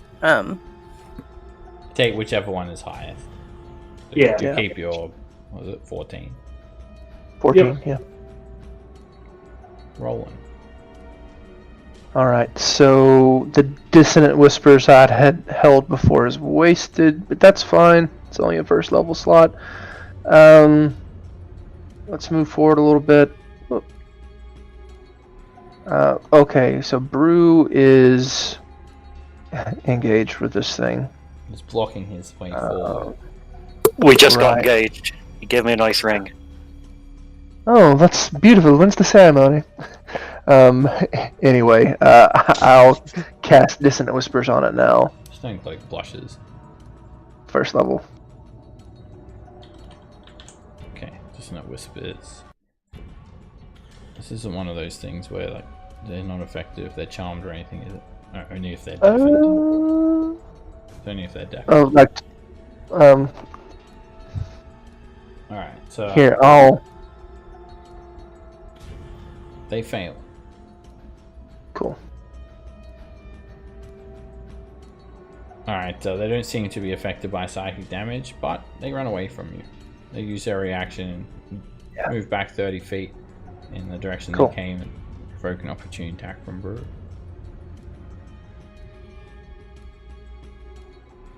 $19 hits. Poof, you break off a chunk of these things, you know they're very tough. A few pieces of stone hit the ground. Alright, Brew. Come on. This way.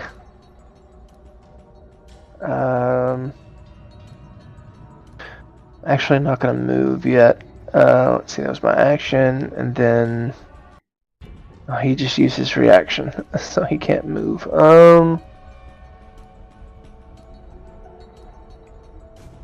I think I'm good with what I've done, so that's it. It moves back into place, running down the hallway, Terminator style, mallets for hands, and it tries to mallet hand Brew. It slams into you, Brew, for 11 bludgeoning damage. You need to make a Constitution saving throw. Got a bit of a hefty blow with these mallets. Alright. I'm gonna fanatical on that. Okay. There's just bad luck on that It first roll. bounces off of you. It's like a little bit of a shockwave from the impact. And, it's going to, it'll let out its slow as well. In between attacks, an aura of slow, time-altering energy emanates out 10 feet in every direction from the stone cloak. Make a wisdom saving throw against that. You become slowed, can't use your action, speed halved, one attack, bonus action or action, but not both. All that stuff. And then a second attack. Hits you for 10 points of bludgeoning damage, and you'll need another Constitution saving throw. I think we're gonna have to take this thing out. You resist. You guys can still hear Hal's just screaming in the distance. Pavel.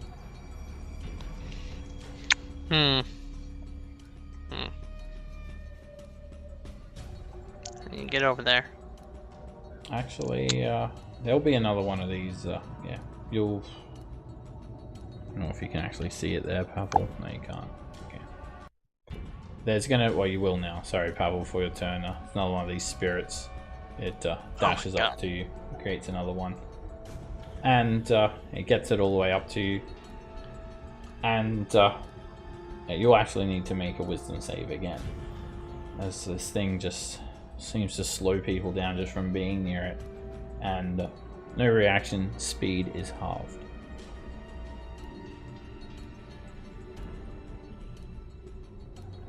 Screw this.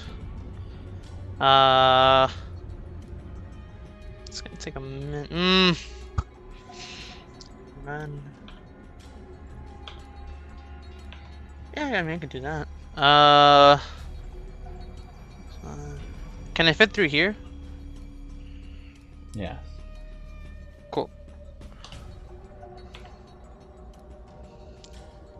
I will, wait, no, I can just, instead of doing that, I can do something else. Let's see here. Okay. Somewhere around there, I'll use my bonus action to cast Misty Step.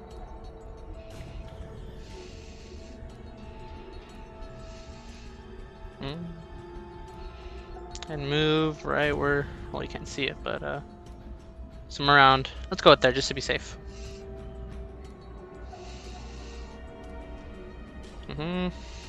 Stormcloak. Move 5 feet here because I have 5 feet left. And let's help out the Stormcloak right there. Okay. I am going to shoot the fuck out of him.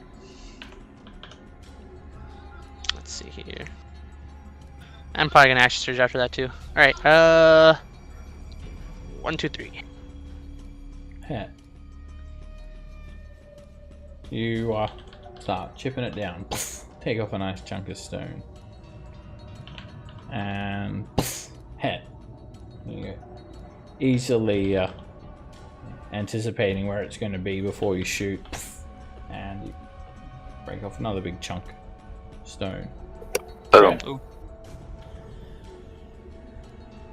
You chip away another piece. You know, these things are very tough, so so far you've just started to damage it a little bit. There's a couple of cracks in it here and there. New ability of 17th level fighter. Action search again. And shoot him another 3 times. Hit. The bullet puts a crack in the stone cloak now and it's starting to look somewhat damaged. Hit. Another bullet chips off even more pieces of the stone cloak. It's kind of just looking like a jagged chunk of stone now. Breaking off all of the features from it. Hit. And poof, you break off a big chunk of one of its mallets. It's kind of like a jagged chunk of stone for a mallet now. Then I will use Arcane Charge and teleport another 30 feet. Let's see where I can move. Okay, I can see through Brew right over there, right? Yeah. Cool.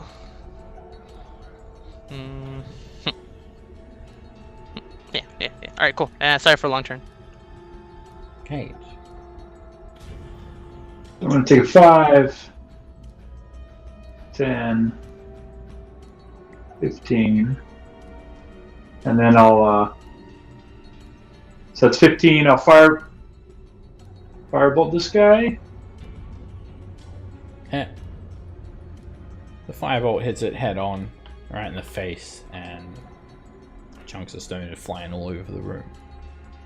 So that should be 21 points. I'll go ahead and quicken that and do another one. Do again. Oh, damn. And you do it too quick. You mess up the components and you end up producing a harmless smoke out of the tip of your finger. So then I'll try to get out of the way here. There we go. End of my turn. Dagger.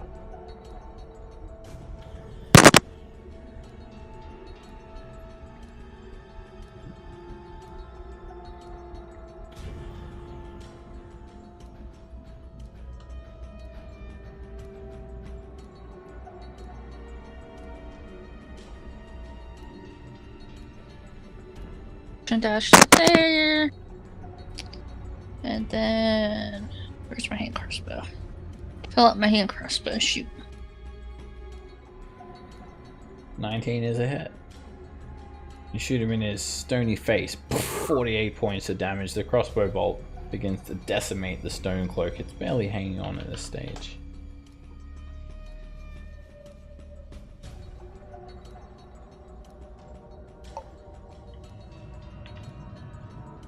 Rest of my Halaster Blackcloak is going to create a smooth stone wall behind the stone cloak.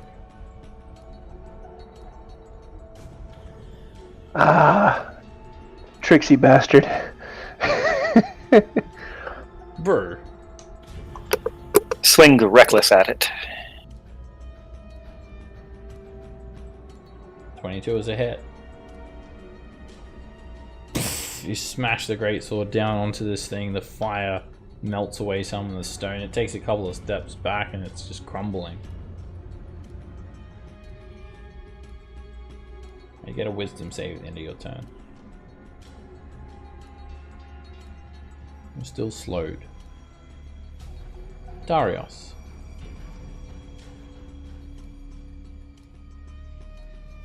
Alright. 10, 20. So I can move my spiritual weapon to where I am now. I'll continue another step to here. And that looks too horribly hurt. So I'll use my action to dash. 10.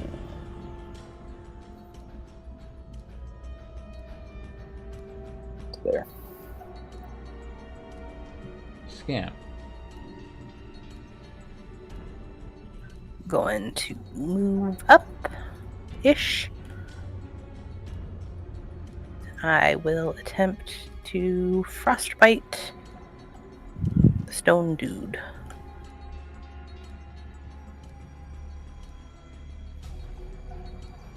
And its arms freeze completely and then shatter into myriad chunks of ice that scatter all over the ground, and the stone cloak is still standing. Rolling. Alright. Okay, let's, okay, I know I can't paralyze this guy.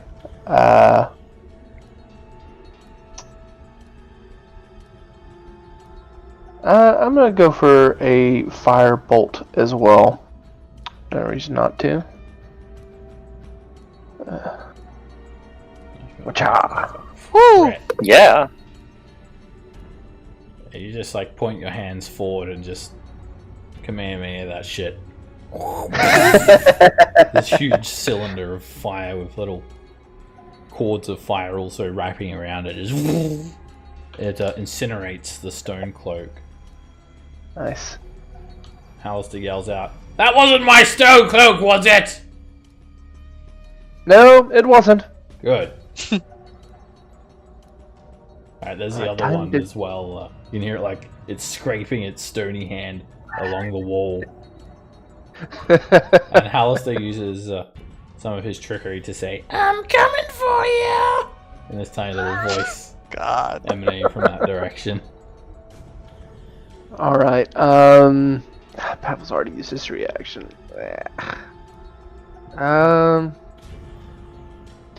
Yeah, I think Roland is just gonna move over here. Alright, time to go. Let's go. What's that? The stone cloak spirit chases Brew and Pavel down, dashing into place here. Pavel, you need to make a wisdom save against this thing again. So it's this aura of lethargy emanating off of it. If the DC is the DC of Hallister, which is 22, I would never make it with a wisdom saving throw. Okay. Then you're not able to resist. You get slowed, no reaction, and half movement speed. Oh, okay. I want him to slow all of us, so I'm just gonna do what I do best to shoot him.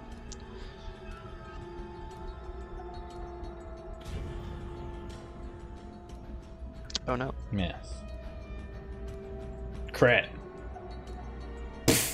You blow away a quarter of it with one shot. Miss. Yeah, miss. 19. It's not quite hard enough. You notice this one's like a little bit smaller than the last one that you just killed too. Like about an inch shorter. I'll rest the opportunity attack. Alright, it's going to try to hammer time.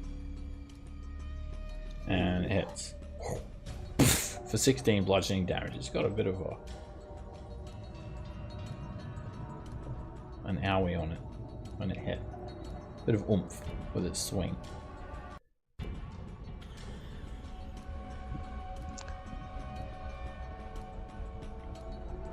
Cage.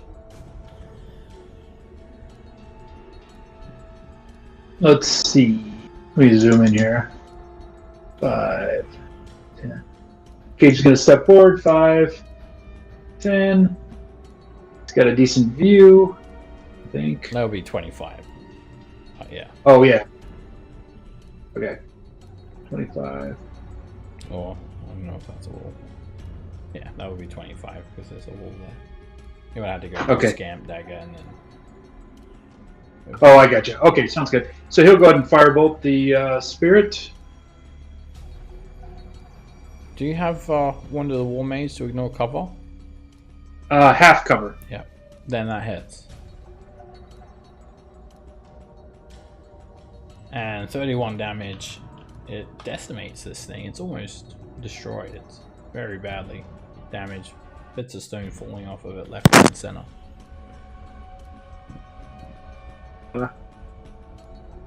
He's not going to do anything else. Cage will just end this turn. Dagger.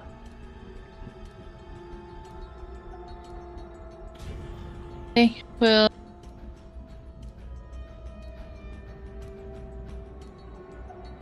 Shoot it. Yeah, I went to 30 feet. Oops. I accidentally hit rapier, not and crossbow. Okay, just use the 24. That's a hit. And you hit it for 34 damage. The crossbow bolt's a direct hit. It breaks away even more stonework, and there's not much left of this Stonecloak spirit. And I'm going to trust that they can take things out.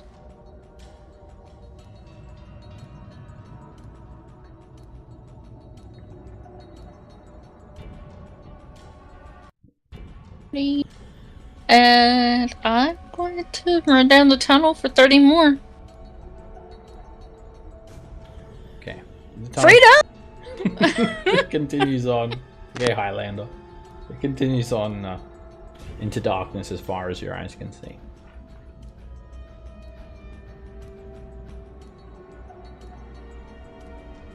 Halaster is going to create another one of these smooth grey stone walls, and this time he's going to put it near Darius and Scamp, blocking the tunnel to the southwest.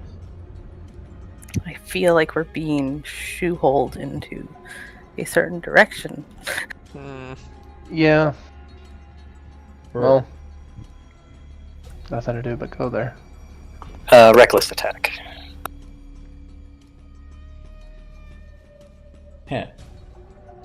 And you smash the spirit out of existence. It just vanishes. It doesn't break into little chunks of rock. It just completely disappears, and all the little pieces vanish along with it. Alright, we're going to break initiative for now.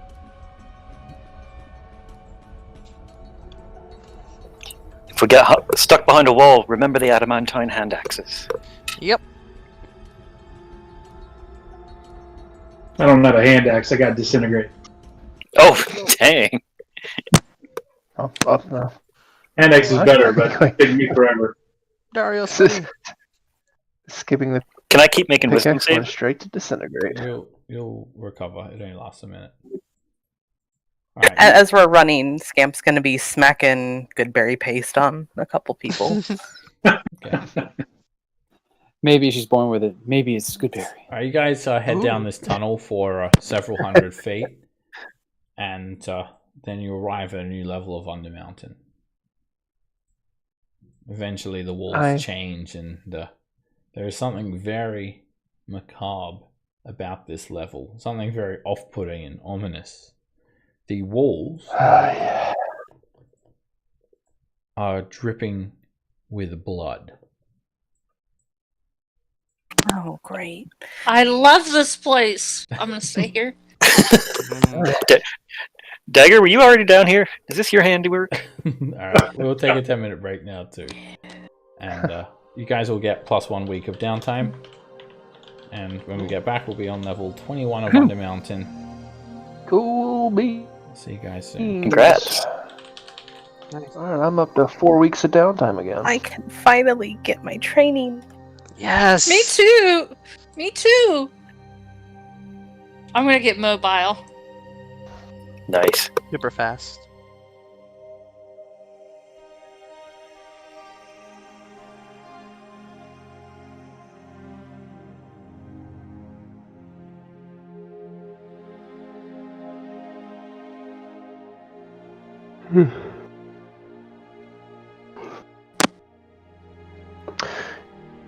Isn't level 21 the level? It was level 21 or 22 that the mageling. Well, I guess she was archmage, but that she was talking about being from. Was it 22. 22? Okay. Huh. I don't know what 21's all about. Blood. The fact that the wall. Yeah, I said the fact that the walls are oozing blood is not a good sign. No. I don't know what you're talking about. I adore it. Dagger, you have a very strange sense of aesthetics. It's fine though. I mean, Thank you know. I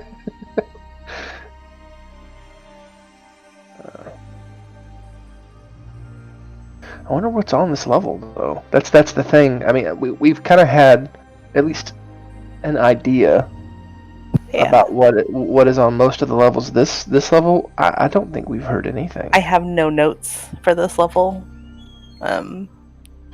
So it's all new. And first level going in blind in a while. Yeah, kind of nervous, especially with Hallister pissed off at us at the moment. And kind of funneling us this way. Yeah. Well, I mean, obviously the first gate that we find that can lead us back up to a level where we know there are other gates that lead us back up even further. I think we should do that. I mean, I agree. We've got what we came down here for. I mean, Roland even got the extra one, just in case. So, you have 2 runestone fragments, which should be enough. Hopefully Hallister hasn't disabled the gates somehow. Yeah, well, I think Ezzat said that he has to actually be physically near them to actually shut them down like that. So unless he's on this level, then he might, because like on the what's it called, Van Rack Doom, he was actually there on that level pretty much the entire time we were there, doing quote unquote construction or like mining, and that's when he cut us off. Ezzat was a little bit nuttier than I thought he was going to be. Yes, well, I mean, spending hundreds of years literally by yourself probably will do that to you. Yeah, he was very Tarask focused. Yeah. When Roland said, "Have you been lonely? Do you need someone to talk to?" Roland was being absolutely dead serious when he said that. Loneliness is I'm being serious. Once we settle down, Dagger would honestly suggest, we could just leave this place far behind.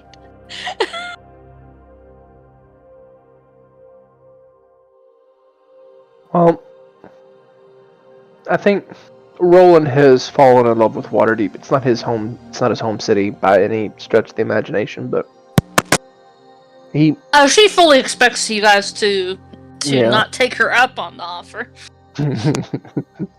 But Dagger's too selfish to at least not ask.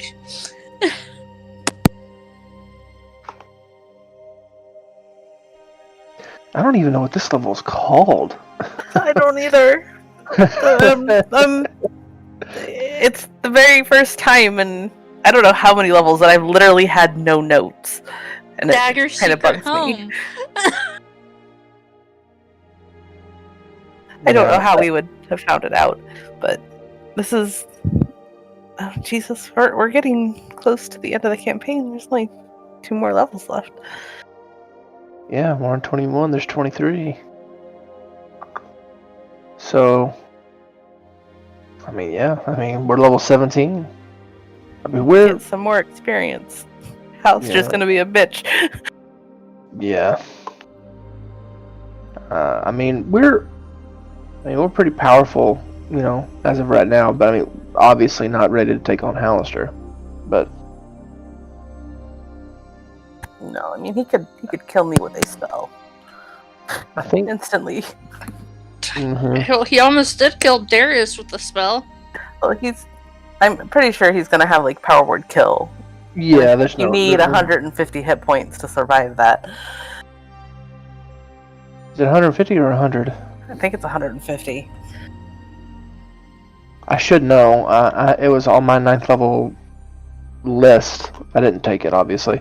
I almost took power word heal. I probably would have used it. It's 100. 100. I'm glad I didn't take it. I'm glad I still have my 9th level slot in the wings there, ready to get used. Honestly, I've only used 2 1st level spell slots and inspirations. That's it. I've used my 9th level, a 6th level, and a 1st level. I mean, Roland's pretty fresh. The only thing, he's down some hit points. But with the temp HP that he has on top of his current hit points, it's not bad. I'm missing 1 charge of the Wand of Lightning Bolts. That's just because it didn't charge all the way back up. Same thing with the Wand of Magic Missiles. And then I have 3 inspirations, because I used a couple of them right then to help skedaddle. What did we do before we got to the Lich's Lair, after we rested? Because I didn't... We rested and immediately went to the Lich's Lair.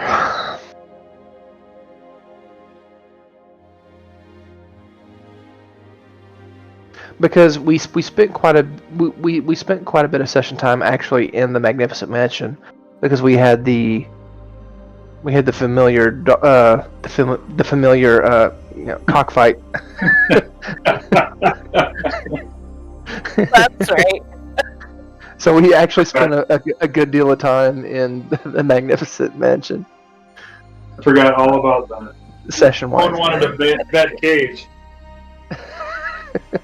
No, I wondered if I wasn't remembering something, because I think Darius said he was like tapped, and I was looking at my spells and I was like, am I not remembering a fight? I don't think we did anything. I think he may have forgotten to reset his spells. Unless he used a lot in that half hour I was not here. No, we just talked to a crazy lich. I would recommend going back and watching it, because it's pretty funny. That was fun. Yeah, it was fun talking to the lich, actually. I'm glad we did that. Yeah, we didn't have any battle. Cage was all powered up, including the heroes. That's why we rested right before we got here. We didn't know we were going to try to talk to the lich, but yeah, I mean, just because we were going to try doesn't mean we would succeed. a lot of our talking ends up in spells getting slung. So yeah, I mean, like Seb said, I mean, we still have to be wary. It's still an evil undead being. It's just a temporary ally. So. Yeah.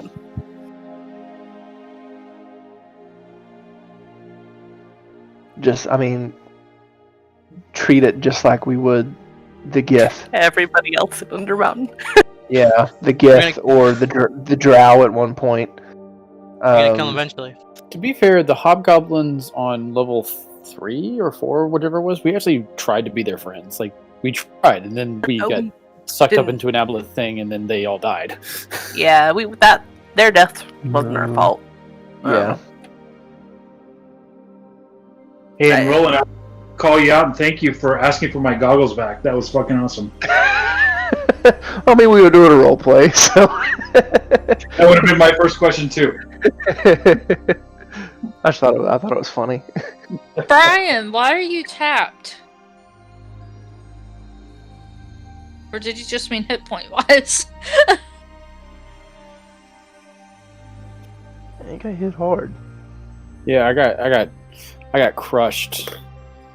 I also like, yeah, we rested, but then like something, I forget what happened right before we came here, but oh no, we came out of the mansion, didn't we? We came out of the mansion. I'm straight to the lich. I'm an idiot, and I just never redid everything. Oh. Yeah, because I was about to think So it was like he had to have not redone his spells because that would be the only reason. How's it going, guys? By the way, Scamp's healer's kit, is it just is it like a jug full of berry paste that you get a big scoop of and then slap on to just whap every time? As long as Seb's cool with that, I would be okay with that. Sure. I think that's great. As she runs by. Alright, you guys have head down a few hundred feet now, and the tunnel stops sloping downwards and it begins to level out. And then you realize you're in another level of Undermountain. You're on level 21, the Terminus level. The first thing you notice about this level is the walls. The walls are extruding blood. They are literally bleeding. It's shiny, liquid blood running down the walls on top of dried blood that paints the walls red. Surprisingly, there's not really kind of like a blood stench. Instead, there is a faint breeze that washes over you, bearing the scent of roses mixed with sulfur.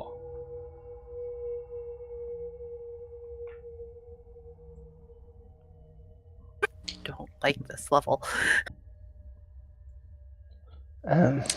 This is my dream level. Shush. What scent? I'm invisible. Can I, like, examine the blood more? Like, maybe put my fingers on it and see if it's, like, actually blood or if it's a mineral that just looks like blood somehow? Make a medicine check.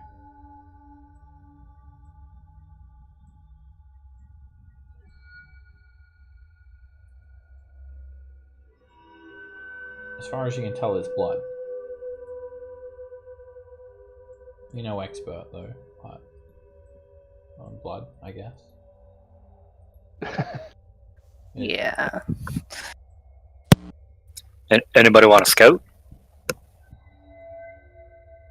Oh, scout. Up ahead, there's a relatively featureless 20-foot high cavern with exits leading off in all different directions.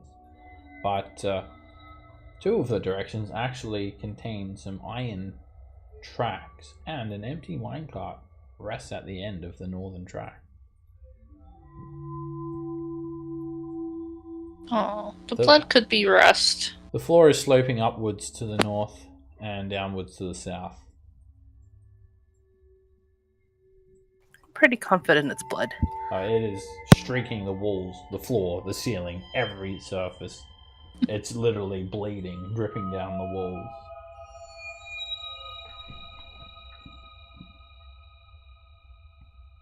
This place is ominous. Bloody mine. Haunted. Which way do you want to scout first?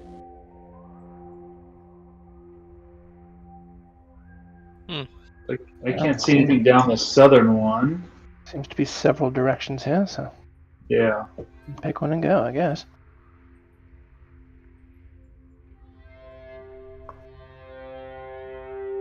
I'll go north.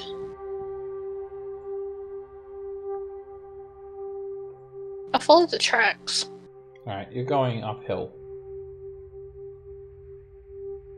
Blood everywhere. You're creating bloody footprints as you step. Amongst Nothing new. more blood. Hey!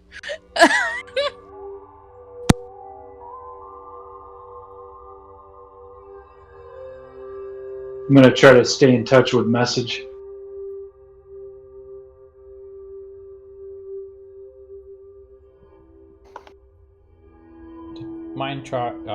Minecart tracks. They continue sloping upwards and then they curve around to your right. Tunnel to your left.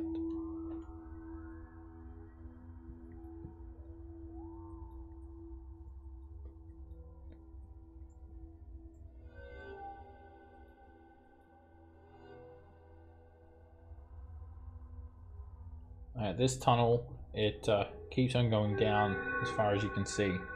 Down and down quite aggressively. Found the way to the next level, or something. Come up to the intersection. Alright, I'll tell everyone back. Let's go.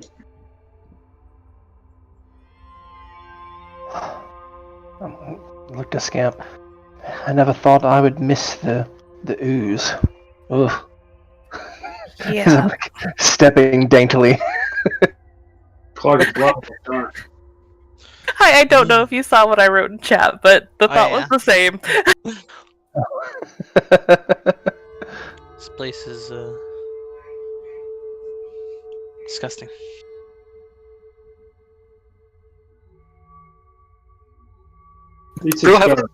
I'm gonna keep my ears open. I'm gonna Quick look at this. Sorry. we keep it. Okay, real quick. I'm gonna keep my ears open for the sound of a minecart coming down the tracks. Because if this part is uphill, then one could totally come in a bolus over. So I'm gonna kind of. It's silent. There's no sound here. It's very silent. Okay. It's creepy. Ugh. I'll have a quick look at this minecart. See if it's functional. Has it been used recently? Anything inside of it? There's nothing inside of it. You can make an investigation check. Take a look at the minecart. You're not really sure what to look for if it's been used recently, Brew. You can't tell one way or the other. As far as you can tell, it has wheels, it has a container, and it's empty. But give it just a little push, see if it moves on its wheels. It moves.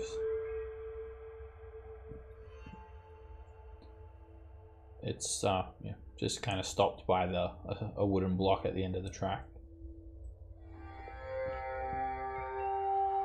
Seb, I'm going to use my Eyes of the Grave to see if I can detect any undead within 60 feet. You don't detect any undead within 60 feet. No. Visible undead, or none of your allies are undead as well, which is good. It's nice. There's another minecart here, and the uphill climb continues as you follow the track to the east.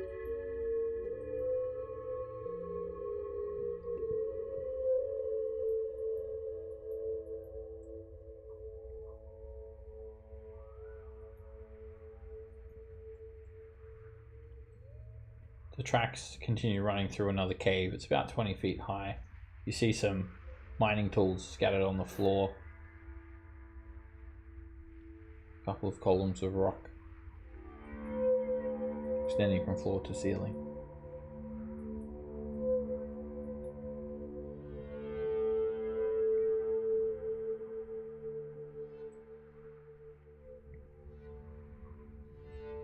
I went back to go south. The tunnel slopes downwards to the southwest as you see more minecart track. Blood is continuing to ooze off the walls, and the smell of sulfur mixed with rose petals is just a little bit stronger here.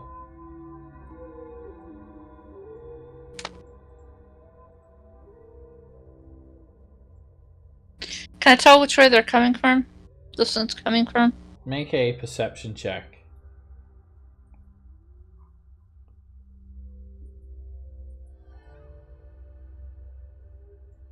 This way.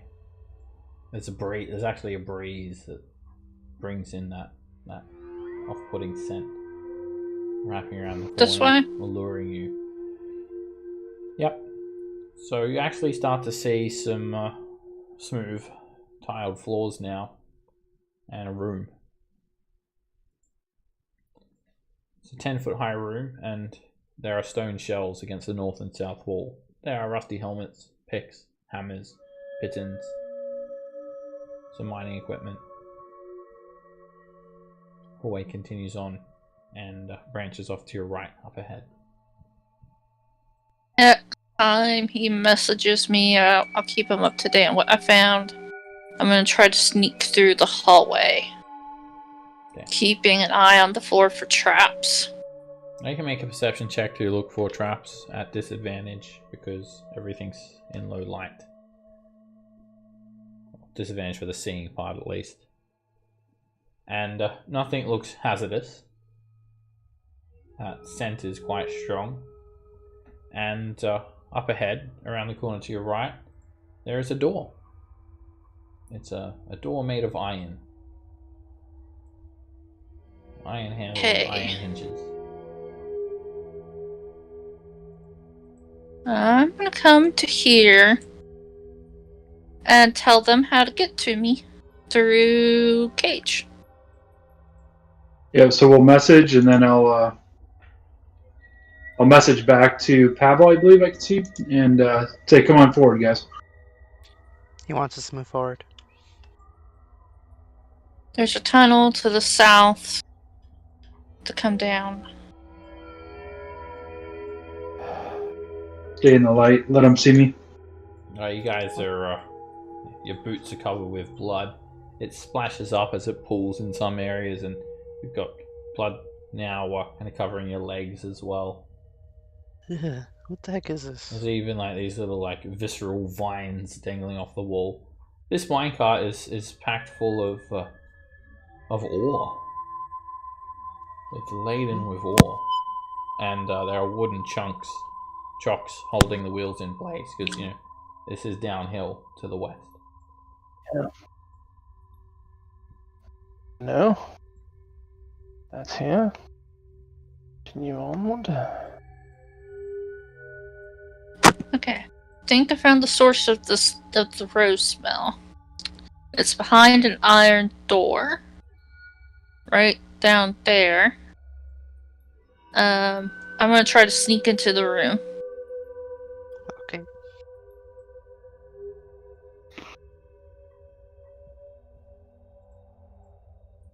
Should we put out the light before you sneak into the room? It's around a few corners. I'll message you if I can still see the light. Oh, I gotcha. Okay. Kind of why I said to wait there. While we're waiting, I'm gonna smack Darius on the back a few times and heal him some more. Yeah, but that's not how you heal. Well, she's slapping band-aids as she smacks. It's okay. Okay, I'm going to search for traps on the door and unlock it if it's locked and try to do it as stealthy as possible. Make a perception check with disadvantage for sight from the low light. The door doesn't look like much. There's no traps, and there is a locking mechanism. You'd have to try the handle to see if it's locked. I will try to see if see if it's locked. It's not. You crack the door open, and there's no one in this next room. Okay. It's a 10-foot high room, and the blood is here everywhere. Yeah. The stonework is fairly fanciful, you would say. It's constructed from interlocking blood-streaked stone tiles, and there are rectangular stone slabs lying in neat rows against the east and west walls. There's a thick layer of dust also covering everything.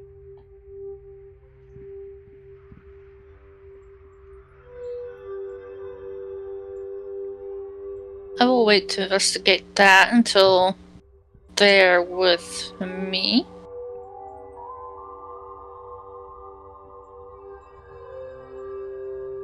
Do the thieving thing down at the store too.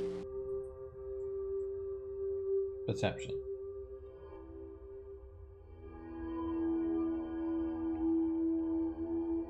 Everything has this almost like a dull glisten to it from the blood. It covers the door as well.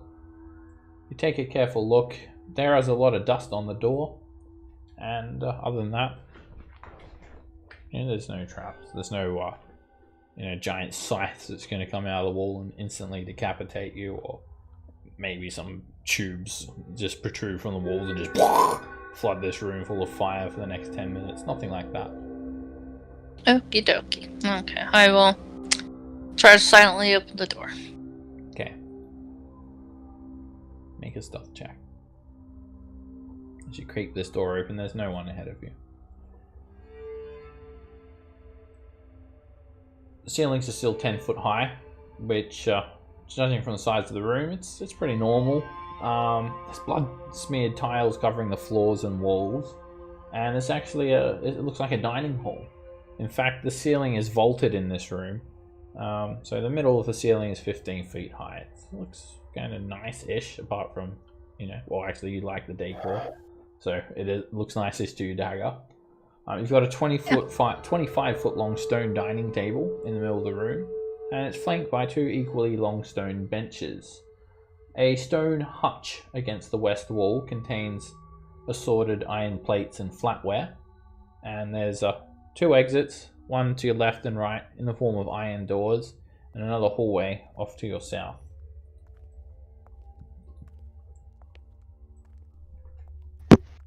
Okay, I'm gonna come back up here, shut this door quietly, and tell them to come join me. Alright.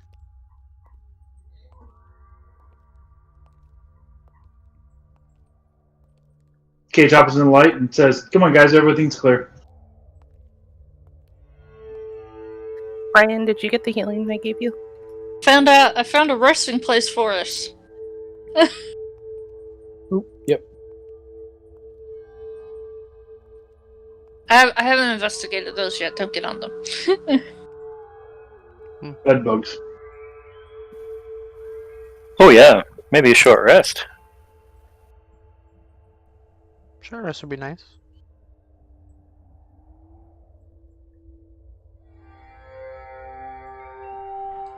There's what looks like a dining room with several doors in the next room. But I don't want to leave you guys too far behind me.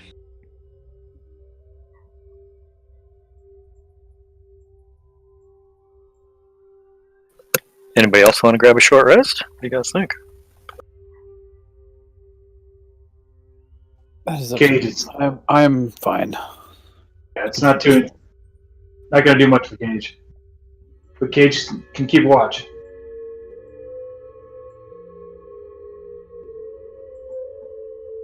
So to everyone.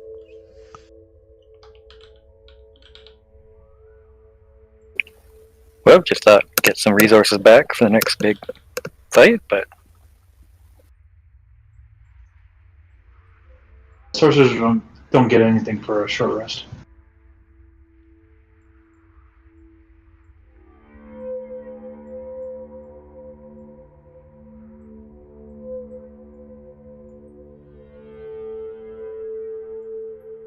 If you're needing some help, I can heal you a bit more.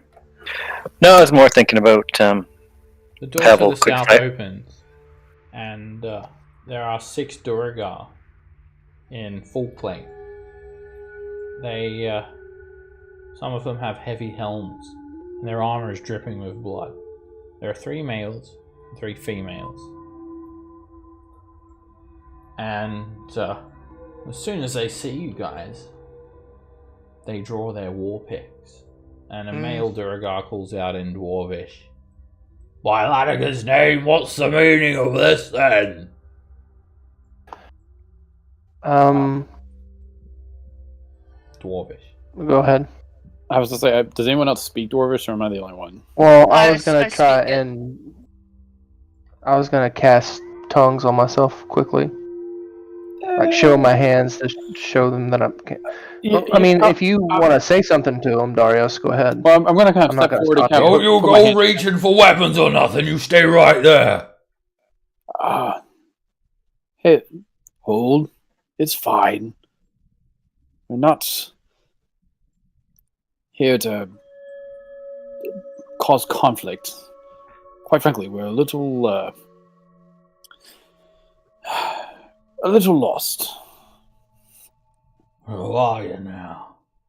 Well, it's just your lucky day. We've got orders to take visitors to the king. Oh, there's a king. I turn around to roll and say, "There's a king." You'll come with us immediately. Tell your friends there. And no brandishing weapon. Put Should that we- flaming longsword away. Should we make ourselves a bit more presentable first? I mean, look They at us. are We've been literally traipsing through that. dripping with blood. And he looks. He just I takes thought off his I would helm. ask. And what? What do you mean presentable? And they're like covered in grease. He doesn't understand the question. What do you mean? Presentable. I'm gonna cast tongues on myself. When you do that, they attack. Oh. You reach for a holy Oh, no. arcane focus. So as soon as you do that, he's got a spell focus. And before you can get the spell off, they've already drawn weapons, and they think that you're about to attack them. So you'll have to try to defuse the situation some way or another. I mean, I'm willing to just kill these guys. Alright. Dagger, what do you do? Yeah, they draw weapons, so they see you clutching your spellcasting focus, and their first instinct is that you're about to do a spell on them, so they draw their weapons and Clutching my guitar. So, yeah. Yeah, they know what a bard is. They know that's a spellcasting focus. I was hoping they were stupid. You're also murmuring an incantation. So they know you're casting a spell. Dagger, you're up. Which one's trying to attack All of them. Roland? All six of them have drawn weapons.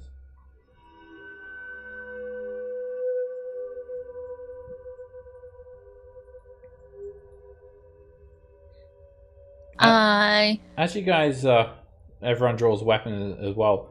You guys hear this like kind of spectral, like unholy choir, a little fanfare kind of breaking out when there's some hostility as well. It's just like this uneasy music that you hear all around you. Yeah.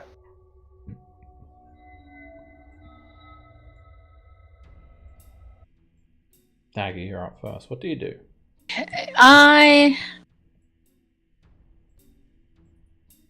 will say in Dwarvish, he's just casting tongues to talk to you. What the fuck? They like turn around and like they just hear the voice coming from the wall, and yeah, I probably didn't help that. Okay, I'm gonna pull out Centimore. It seems to just spook them more than anything, because they weren't aware of your presence. Centimore says, I don't think we need to come to these hostilities. We should try to talk them down, but I won't murder them for no reason. As far as we know, they're just defending themselves.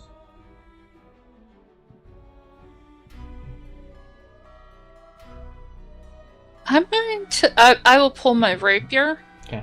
And I will hold my attack against this one in case Roland can talk them down. If they still attack after Roland tries to talk to them, I will attack. Okay.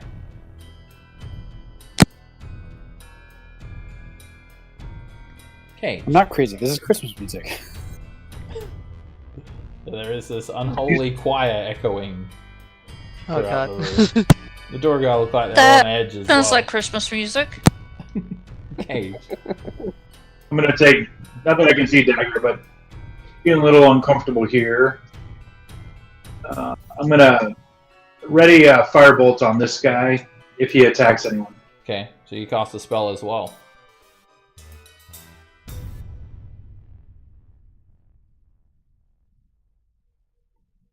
Rolling. I'll finish casting tongues as I had originally planned. Okay, you cast the spell. Gentlemen, there's no need for all of this. I was just trying to be able to communicate with all of you. Would be more than happy to all go to your king with no hostilities. It's all fine. They all they look kind of really spooked and really on edge. And when they see that you haven't, like, exploded them or something, they they look over. We said no spells, no weapons. You let her get in the wrong place, and you'll find yourself in a very unfortunate situation. I literally could not understand you, which is why I did what I did, and I'm sorry for that, and for the misunderstanding. It won't happen again. Right. They lower their weapons. But we're watching you. Of course. These are your halls. I understand. Alright, do you put your sword away, Brew? Roland, what are they saying? Did they charm you? You want me to? No. Brew, you're going to need to put your sword away for a little while. Perhaps you could get your drift globe out so you can see. Would it be okay if he takes some magic light out, so he can still see? Make a persuasion check.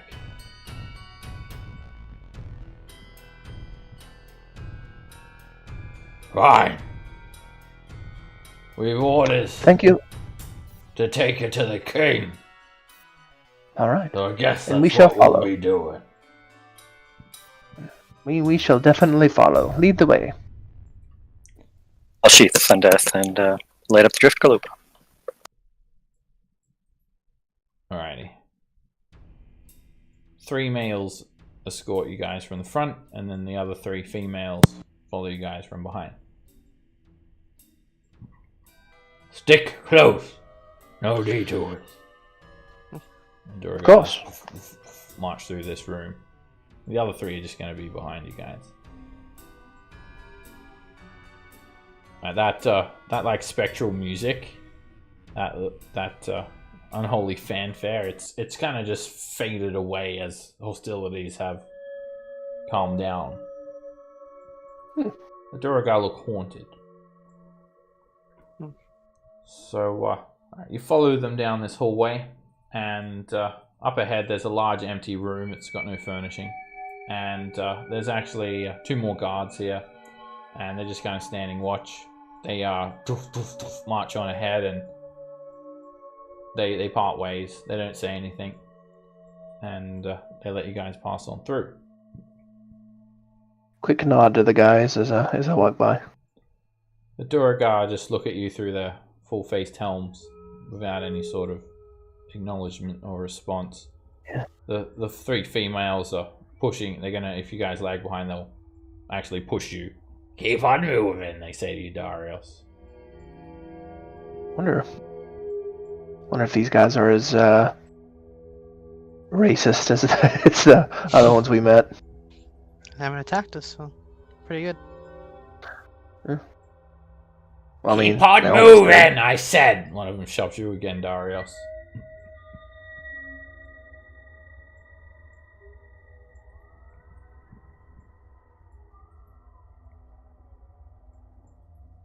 They take you through this long hallway. You get a brief look at this vestibule to the south. There's blood leaking down the walls and across all of the decor of quite a large hall. There are pillars supporting the ceiling, and there's something that catches your eye a little bit, Dagger. It's these gemstones. Like you see gemstones embedded into the pillars. Any diamonds? It's too quick, too dark. You can't tell. You just see gems. They take you straight through. Keep this that hole. in mind. And there's some sort of command post here. When you're through this door, the 3 female, they close the door behind you guys and they don't continue escorting you. Weird. They march off in a different direction. And the 3 Duragar, they, one of them speaks to you in Dwarvish. Register here! And you see 3 more Duragar to the north. 2 of them are in full plate. One of them is in full plate, but does not have a helm on. They're about 4 feet tall and quite stocky. They're dwarves. And the other 3 Duragar that just escorted you here have now marched off. And you're left to contend with these ones. So the northern half of this room contains a stone desk with a high-backed chair. And seated behind the desk is this Duragar with he's got like a grey mohawk. His bristly-looking hair. If you move their cage, he yells at you, "Where do you think you're going? Get here!" And he points into the middle of the room. Stepping around. There you go. You can make a stealth check as well, Dagger, if you want to try to remain undetected. They don't seem to have detected your presence. And when you stray a little bit, they don't call out or anything. So, this guy, he shakes his head. Outside. Bring him in here. Damn mad tyrant! Ruling over us! We were meant to rule, not to be ruled! And these are the Duragar. They've got like helmets on, but you can just tell that they're rolling their eyes underneath their helms. Mad tyrant, you say? May I approach? What do you mean? What's that? May? What are you talking about? I'm asking, is it alright if I step up towards your rock? Desk? Whatever that... It's a desk. Go on then. Whatever you got to say, elf. Okay, first, I'm not an elf. 2, what mad tyrant might you be speaking of, good sir? You see the other Duragar roll their eyes again, even through their helms. Mad tyrant! Let me tell you about it! Big, green-skinned giant with wings and a big sword! Fiends at its side! Come in here, bossing us around! Telling us what to do! Bending over to its whim! We can't tolerate this! We are not going to be controlled! This is just like the time when the Mind Flayers controlled us! That sounds truly awful. Why have you not already overthrown this mad tyrant, then? You can speak to the king about that. Go on through! And he points to the hallway. Alright. Thank you for... what is your name, good sir? Me? Yes. Ironhead! A fine name.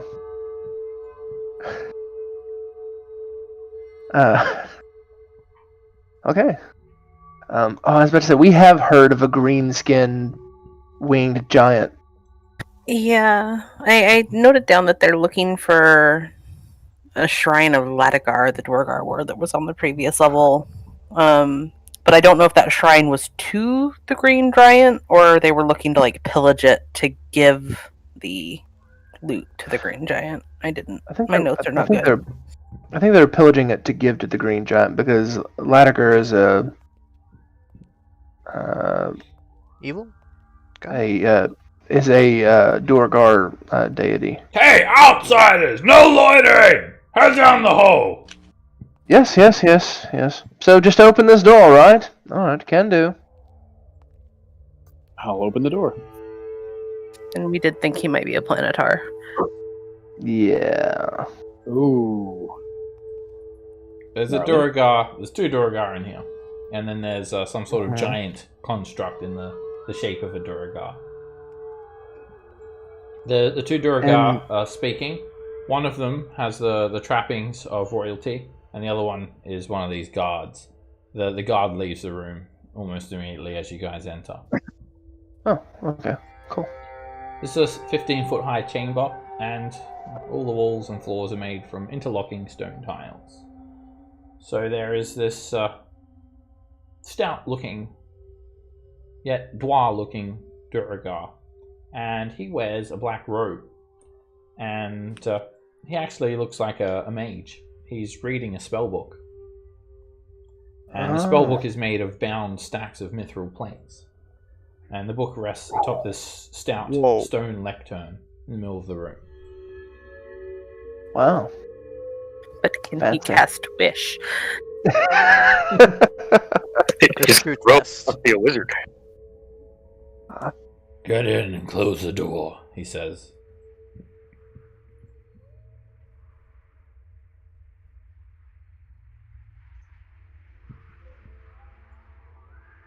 And Darius gets locked out.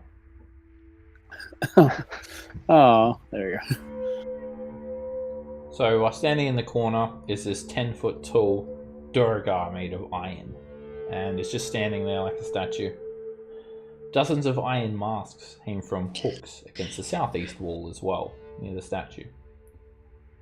And there's just like a low double bed in the other corner of the room, with a locked iron strongbox resting on top of a marble table, flanked by some chairs, where he is. Right. So he actually has a cowl that obscures his face. So he's just kind of speaking to you guys through this kind of dark, shadowy visage.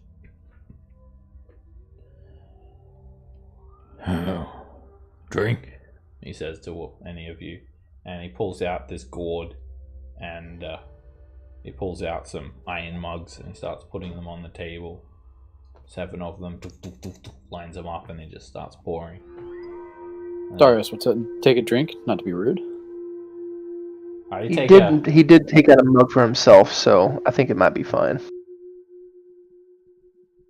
He tastes a sip in it. Not gonna drink. It tastes very earthy. If you drink it, it tastes very earthy. And it's not that great. You know how they drink. Does it taste slightly of iron? Not really. More like a mushroomy sort of thing. Oh, okay. I didn't know if it had like a sort of a hint of blood kind of thing going on.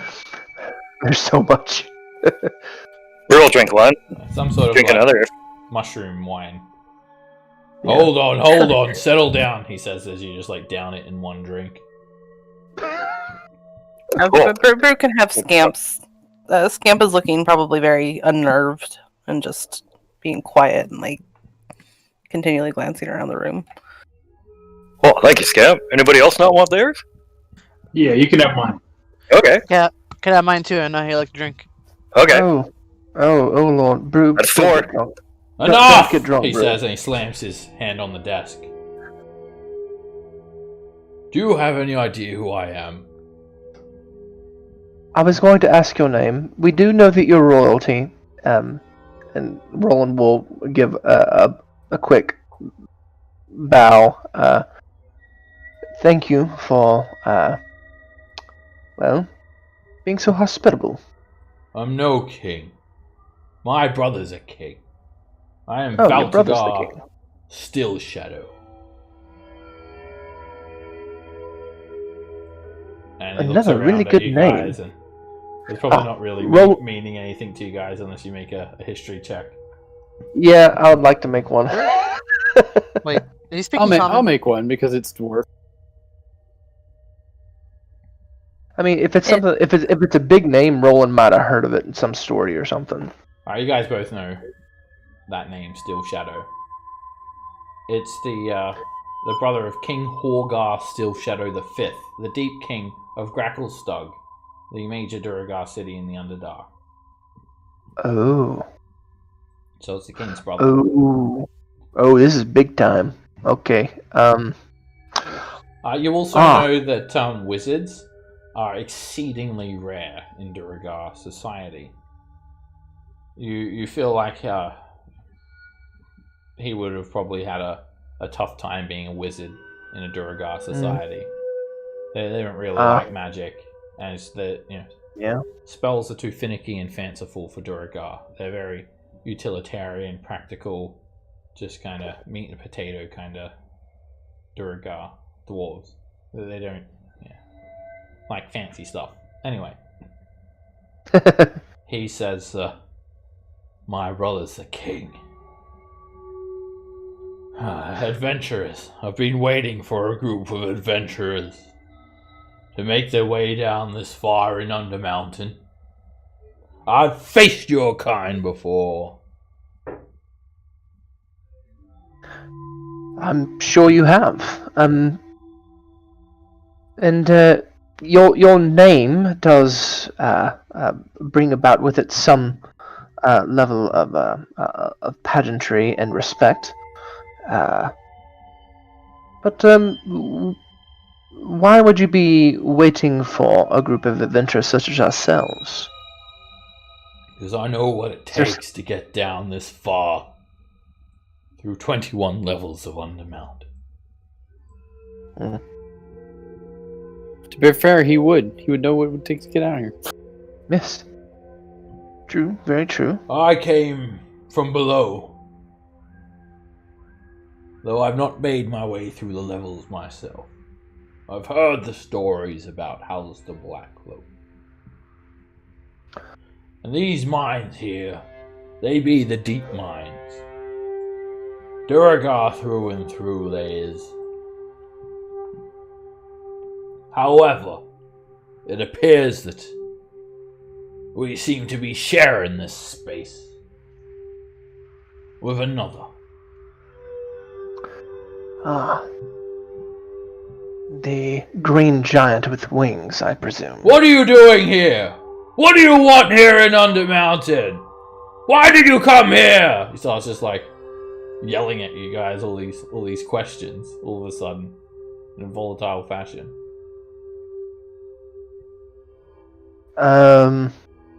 Roland will look at him strangely for the change in tone. I'm no fool! You didn't just happen upon me! Who sent you? Was it Drow? Well, we were just... Are you working for Drow? No. Not even close. Prove it! Darian. Hold on. And I'll turn and I'll try to stealthily hand Roland my bag of drow badges. Yeah, that's exactly what I was gonna ask. Pour it on the table like poker chips, just like. Alright, Roland, make a sleight of hand check to get it from Dagger without him noticing. Okay. He doesn't seem to notice. He slips it to Okay. you. It becomes visible as it leaves her hand. Okay, I'll pull it out as if I had taken it off or something, and I'll start emptying out all of these drow badges like on the table. I'll step up to do that. Holy dwarf! Fuck! How many of them drow did you kill, boy? Well, it wasn't just me personally. It was us as a group. I believe it was well, it wasn't genocide because we didn't kill them all, but it was a whole house though. I don't know what you would call that. House of Rinda is no more. Family side. I suppose. I know of House of Rinda. Well, they're gone now. Another bunch of cowards that fled the Undermountain. That fled the Underdark. Listen. I traveled here to plunder its mines. I don't intend to stay here. I'm trying to obtain wealth to buy my way back into the court of my brother, King Horgar Stillshadow V, the Deep King of Gracklestug. But my problems, they began years ago, when I led this hunting expedition into a region of the Underdark, patrolled by drow houses of Menzabranson, just like some of those drow that you've slain yourself. I was a fool and I was captured. My brother was forced to pay a king's ransom in coin and slaves to free me. And I was hungry. Hungry for vengeance. I took my followers and we began attacking drow outposts, hoping to foment war between Gracklestug and Menzabranson. And when drow ambassadors confronted my brother with proof of my plot, I was banished. And henceforth, I am now Calasabrak, an outcast, no longer welcome in Gracklestug. We were forced into exile, and we had to go up, and that is when we found the tunnels leading to the deep mines. We conquered it! We have held the deep mines, me and my followers. We slew all the enemies, the rapscallions, the creatures that inhabited this level. But then, we were forced back into the Underdark by Phasrian, the Planetar. He came here suddenly on a bloody crusade. But weeks after retreating, we returned, and we discovered that the mines were much changed, even deadlier than before. We tried to face the Planetar. It slaughtered a large number of my followers. In fact, it cut down every one of my followers that I brung, leaving only behind a handful in reserve. And then it was I, standing before the Planetar alone, empty-handed, daring that angel to finish the job. I was willing to end it here. But I don't know what I did to that angel. I seem to have struck something in it. It judged me worthy of remaining alive from an act of courage and self-sacrifice. Something about Torm. So I am now the Lord of the Mines and the Angel's advisor. Or so it thinks. I intend to overthrow Phasrian, but it is not alone. It has demons working with it. Ones that work for pay.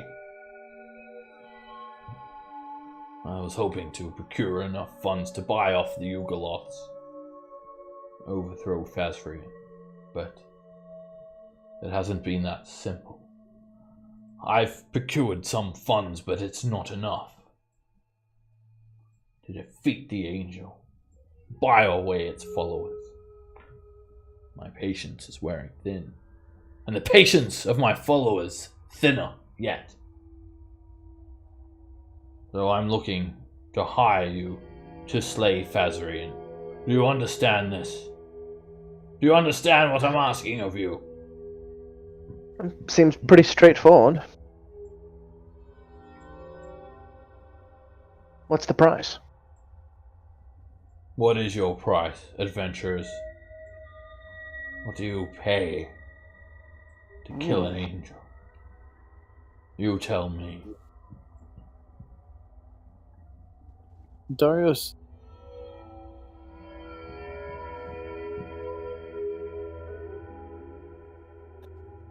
As we sit there for a second, I'm going to kind of lean in and try and kind of quietly tell Roland quietly. we should keep very wary of the idea. Slaying a planetar is not a feat easily done. Well, neither is destroying Hallister, but we've set our sights on that, have we not? Yes, but that's also what I imagine a couple. We've got some time. This one seems a little more pressing. Well, I mean, all we can do is be careful. I hear you deliberating, so let me sweeten the pot. I have not much information about the planetar, and I'm willing to share it with you to establish trust.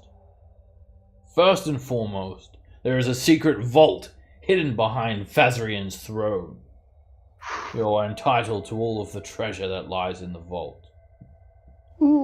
600 platinum pieces minted in Gracklestug.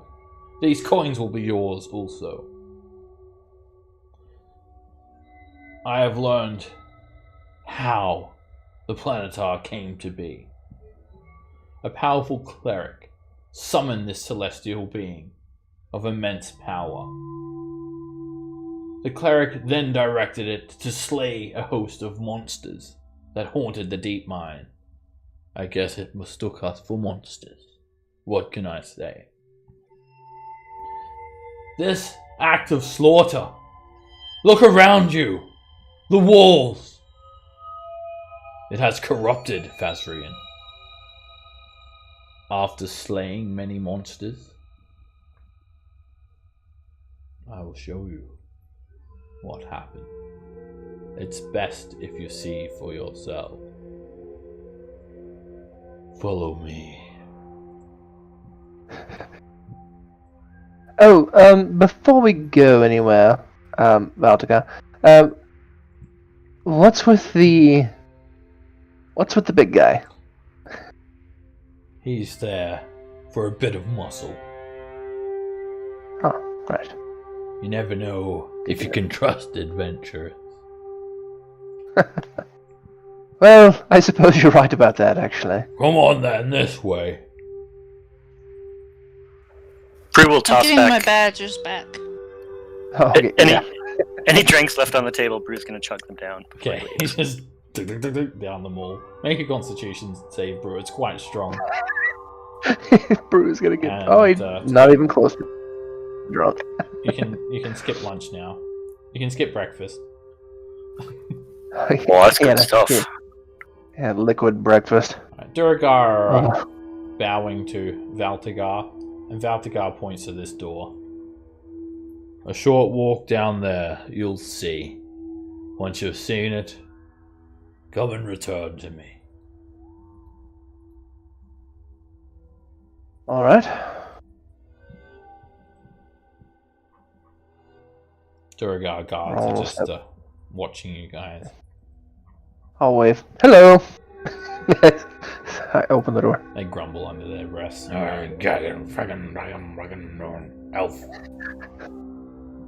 I'm sorry if this was asked and addressed, and I missed it, but was he talking in Common or Dwarvish that entire time? Yeah. Dwarvish.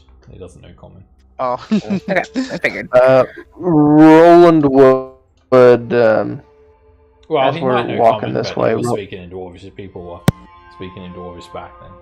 Oh. Yeah. Usually, Right. powerful wizards know multiple languages, so you could ask him. Yeah, that's his primary language. All right, you guys don't have I to would go. relay the conversation. Yeah, you can presume that you get filled in as you're walking and what's going on. Now, as you come to this area, you don't have to travel far to see what Valtigar is talking about. So the tunnel slopes upwards to the northeast, but then suddenly this silent spectral scene, it plays out before you. It's this middle-aged female human cleric of Torm, and she comes she's kind of spectral and blue, like translucent. She comes kind of running around the corner, and she's got this powerful-looking mace in her hand, and she comes in swinging at an unseen foe. She wears a blood-streaked breastplate emblazoned with a white right-handed gauntlet, which is a symbol of Torm. Suddenly, as she pulls her mace back for another swing, her head separates from her shoulders, sliced off by an invisible blade. The image then fades.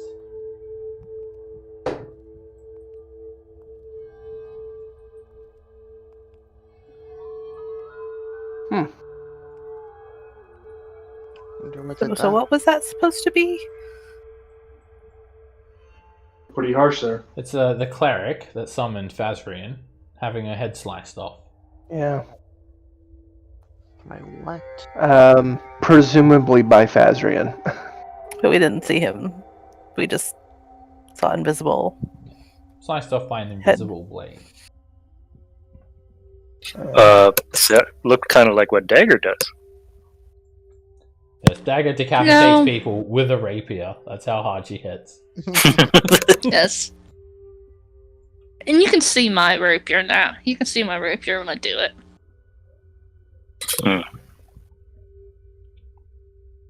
Alright, well, I suppose let's head on back to Valtagar. Our price? I want diamonds. Well, we can ask for diamonds. I'm sure they have plenty. This is a gem mine. Can you also ask if they, by happen chance, know any other way to the surface from here? Like any archstones or any weird stuff they saw? Arch gates, things like that. That's not a bad idea either. Wave at the Yosemite Sam guards again. Hello! Friggin', friggin'. Ah, yeah, friggin'. They give you the old Yosemite Sam. And you guys just getting stares from the Duergar and this other Duergar. Goddamn green-headed giant thinking he can rule us! Friggin' fraggin' raggin'! His name was Ironhead? Yeah, well. Okay. Surname. Okay. Well, I mean. It is now. It makes sense. Yeah. Alright, you guys head back to the king, or the lord, I guess you'd call it, and you return. So you saw it then? That image haunts me. Haunts me every night. We saw a woman, a cleric, presumably the cleric from that summoned Phasrian, get her head chopped clean off. He looks a bit spooked and he nods. Yes, seen it with me own eye. After slaying the monsters here, decapitated the cleric and installed itself as the Lord. It calls me the Lord, but I'm no Lord. I'm just a puppet in its game.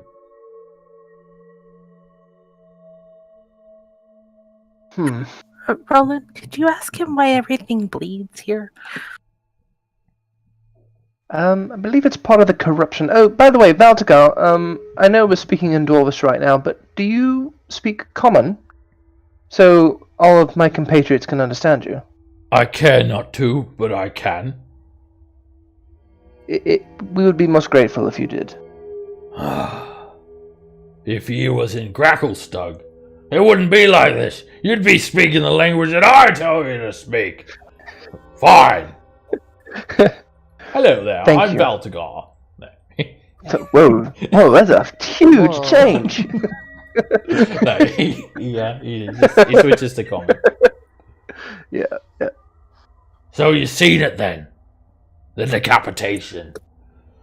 It comes back and plays out in me mind to haunt me. I know it's a trick from that devil. It's no angel anymore.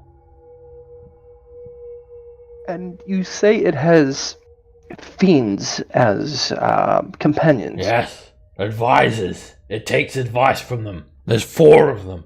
Yugoloth. They arrived shortly after Phasrian's madness took hold. Aximus and Exarius. They're nearby in the Shrine of Latigar. Raxus is always at Phasrian's side. And Zindalus, it roams where it will. Speaking of roaming where it will, I take it he is just passing on by. Well, passing through is probably something that we would be doing, yes. Well, you'll never find the stairs down to the next level. However, I'd be quite willing to divulge that information if you cut that green skin angel's head off.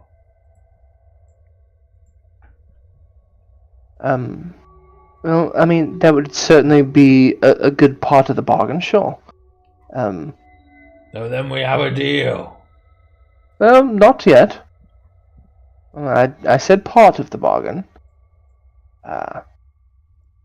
This The vault, is a... the platinum, and the way down. Anything more and you're bleeding me dry. He said, how much platinum did he say? 600. Yeah. 600. What about the location of archgates on this level? That's important as I've well. heard of them. Archgates. Made by the Mad Mage Hallister. Used for teleportation between the levels, right? Yes. Right. Ain't a single one in the deep mines. Oh shit. Can I insight that? Sure. Because he's definitely wanting us to do this for him. I would like to, too. Now that he's actually speaking the language I can understand. Go for it. I would like to as well, because this is scary. I need to know. Okay. So you're trying to tell I need to get back. if he's trying to conceal some information about this archgate to keep you guys here. Yeah. And you feel like he's being very forthright. He just, there's no hesitation in his voice. You honestly believe him that there are no archgates on this entire level. Shit. However, There is something slightly untrustworthy about him, and it's just the fact that he's a inherently evil Durgar. Yeah, he's a Durgar. They're a race of slavers. So, the amount of platinum is not an issue, but would it be possible to, instead of have platinum, have an equivalent amount of diamonds? Diamonds. Yes. Mm-hmm. Diamonds, you say? Yes.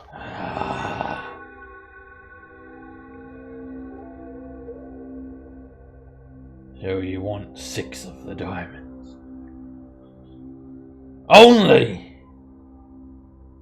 Once I can confirm that the Planetar is gone. And then you'll get your 6 diamonds. I mean, honestly, I didn't figure it'd be any other way, but, right, so, 6 diamonds, each of them worth at least 1,000 gold. He nods. Alright. Don't I'll turn to look. think about helping yourselves to them either.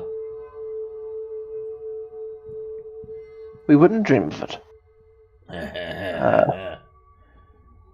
You're now in Phasrian's realm, and everyone that comes here is to be judged. And it is time for your judgment. You know what to do. Alright, you guys can all take a short rest, by the way. Like, all this talking and that's It's a short rest that's happening at the same time. Cool. Do you think the 6 of you will be able to handle it and its cronies? Not fought it myself, so I can't give you much in the way of advice. Oh, everybody, it's a song of rest as well. I think it's a D12 now. Yeah, it's a D12. You mind if I try to cook something up while we're resting? Please do not. Okay. Do you mind if I also speak by giving a motivational speech? He takes he goes over to his bed and he takes these 2 little mushrooms and they're kind of like earplugs and he puts them in his ears.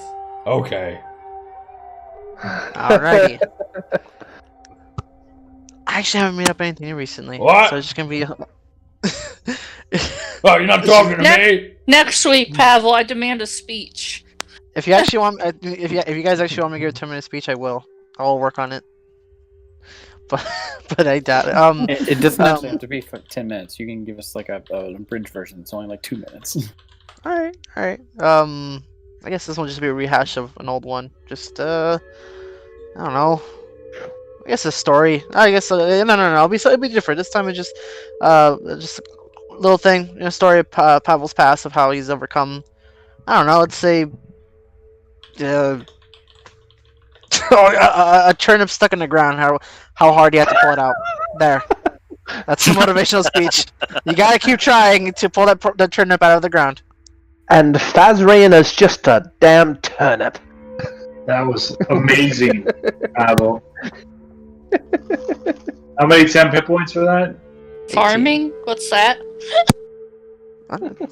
It's lifeblood of the world. Who all is it for? Oh, everybody everybody but me, I think. Which is fine. I have my temp HP from power cord, so it's fine. Alright. Yep. Everyone gets 4 more. There's Pavel's speech.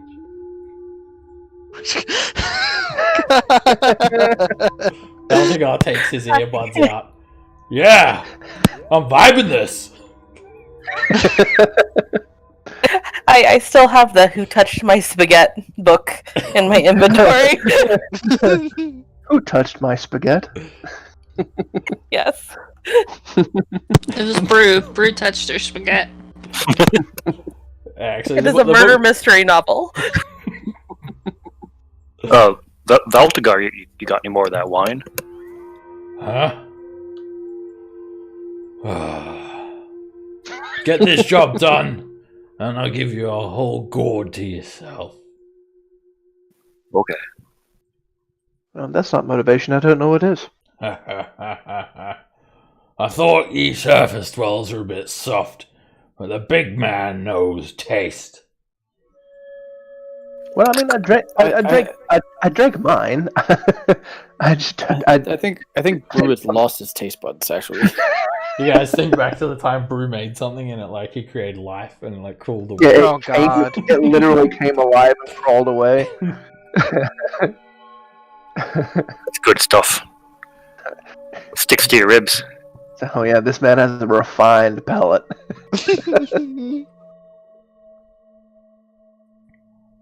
Alright. Down the hall to your right. There, you'll find the vestibule. Follow it to the throne room, and there ye shall be judged. Oh crap, we're doing it now. Alright, well, yeah, this is great. I'm glad I gave that speech. Let's get pumped. So, the vestibule that we passed on the way here. Is that what you meant? Yeah, you guys know what he's talking about. It's definitely the entrance to some sort of throne room. Your character will be able to tell just by looking at it. Okay, cool. Alright, Valdegar. Well, we will either see you again or not. Good luck. Hopefully we will. I'll give him a slight bow of the head. As low as we can go. Makes sense. Don't dig too deep. Don't hurt yourself.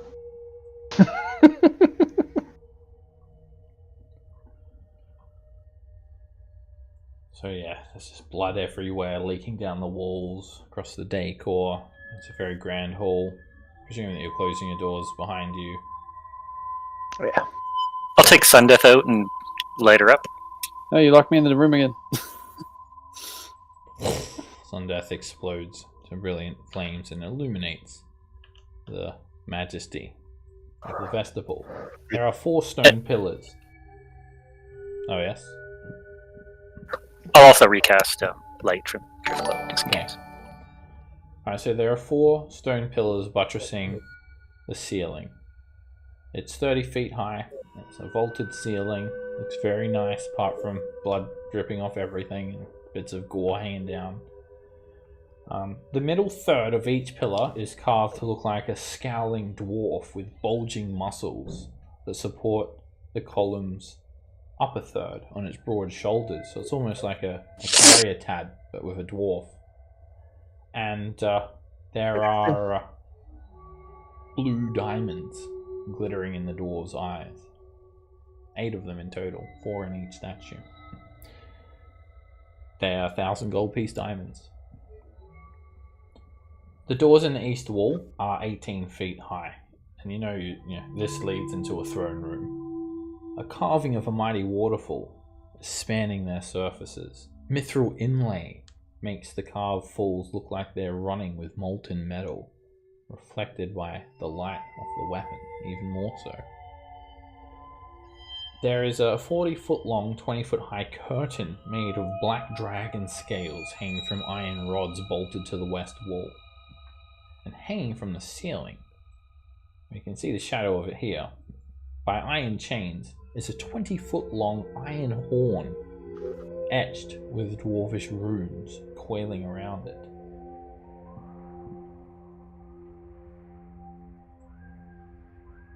So, sorry. The architecture here, it's distinctly not Malercan, right? Make a history check. Because he did say it was like 4 Duragar or whatever. Roland doesn't know. You couldn't really tell the difference between one dwarf's handiwork or another. Yeah.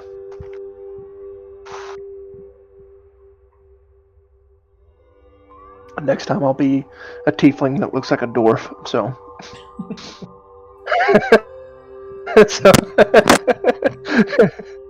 Those of you that can read Dwarvish, you can see the visible runes from the underside of the horn.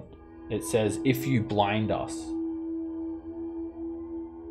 Like from what's wrapped around the bottom of the horn. If you blind us. I think bad things happen if we take the diamonds. I was gonna say the other side says you will die. Well, Valtgard did warn us to not try to take the diamonds beforehand, so... I'm not a thief. Is this where we get judged? It's the next room. Well, I think it's through the door. Well, actually, I have an idea. Listening. You both up? Yeah, we can spare 10 minutes, can we not? Yeah. Well then, I could always ask Helm to send us a planar ally to aid us in what's about to happen. I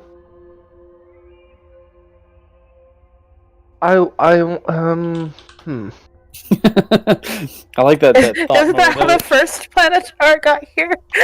That's exactly what Roland's thinking. It's like, I'm not sure bringing a celestial being into this corruption is the best idea. I'm not saying it wouldn't work, but... He's going to hit up his friend the Angel Zariel, and nothing will go wrong. Oh, God. Yeah, just call up Zariel on the old phone and be like, "Yo, Zariel, what's up? Come hang." Look, it was a thought. But I also understand the Roland would be hesitant. It's a thought. To call forth really any allies in that kind of way. It's called fight fire with fire. But why fight fire with fire when you can fight it with water? He's afraid fire may decapitate you after fire has been fought. But you do raise a good point. If we do want to prepare anything before we go in, now's the time. Oh yeah. Oh, so we think he's behind the store, right? We think he'll be judged behind the door, which is by him. I'm gonna re-up tongues. I'm sure tongues would have went down at this point because of the short rest. Okay. So I'll re-up it. Would water breathing make it so people could breathe blood? No. That is metal as hell. It lets you breathe just water. Yeah, just in case the room floods with blood. We'll make it flood with blood, all right. That wasn't the goal. I wonder if I should cast haste before. No. You might want to wait on that one, because it's probably going to want to talk for a moment, much like any other mad tyrant or insane being. Not if we go in swinging. I guess we could do that. Would say maybe it's perfectly lovely and the Dorgar are the bad people, and so their view is skewed, but the blood everywhere is probably an indication otherwise. Well, I do have an idea, but I'm uncertain which to choose. Let's see. I can give us some protection from good or evil. It being a planetar would be a celestial, would it not?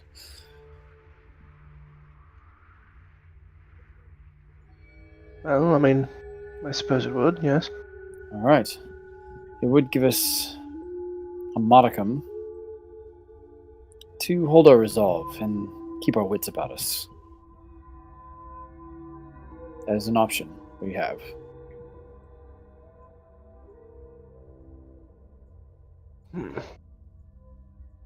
I'm looking at all my spells.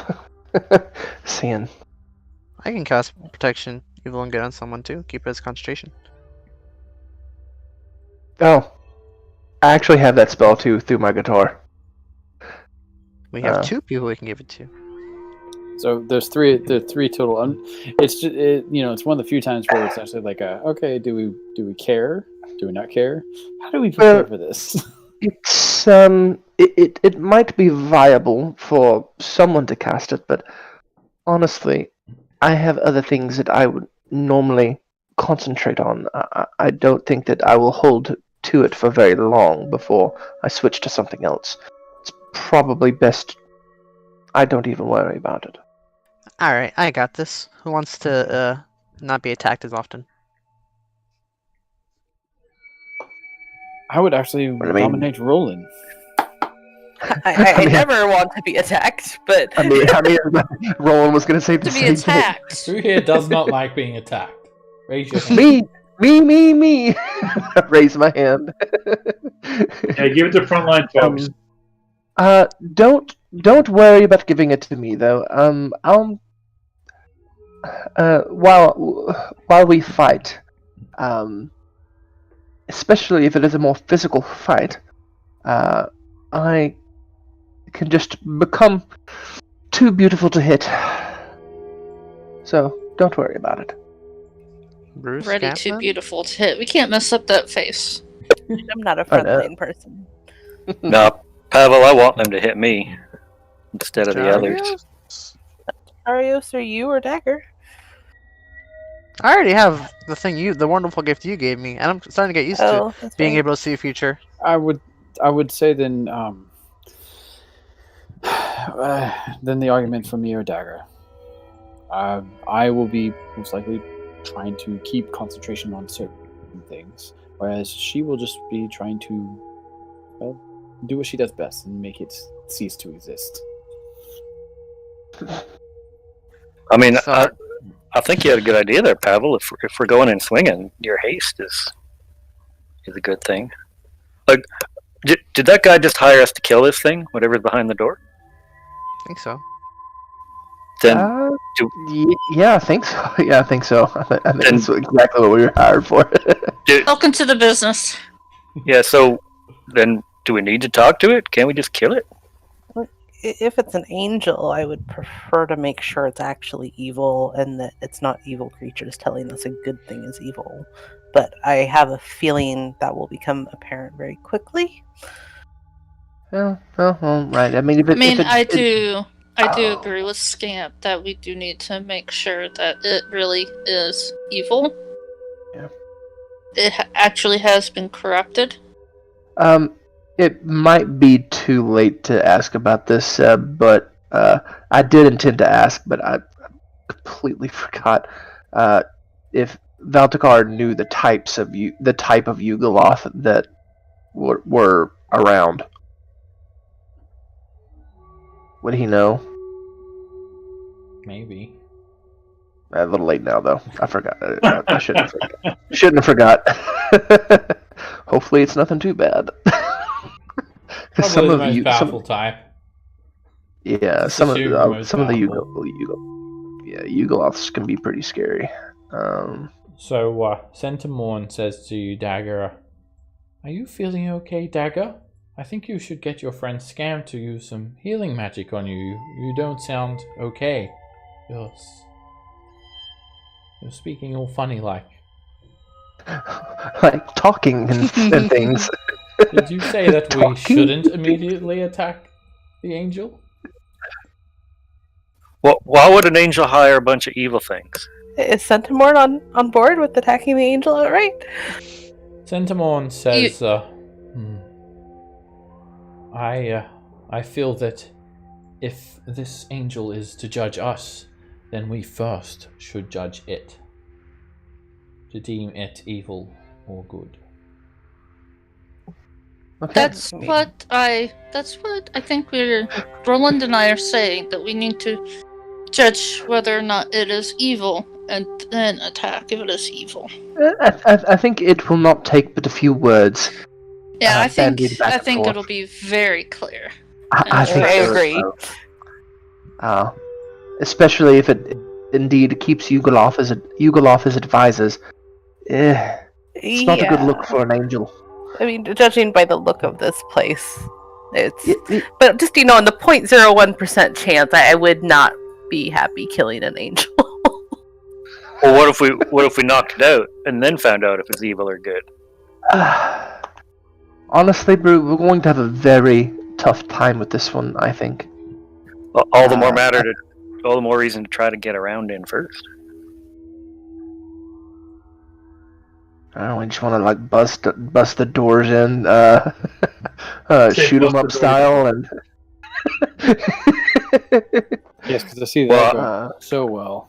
I was thinking more about Dagger killing something in there.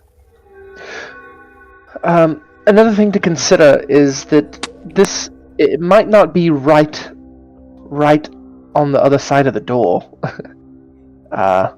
There may be further to travel yet. Another hallway and another door. Possibly. All right. Now, it might be listening on the other side of the door right now, saying, well, I hope they come in. I'll step back. You go ahead and talk then.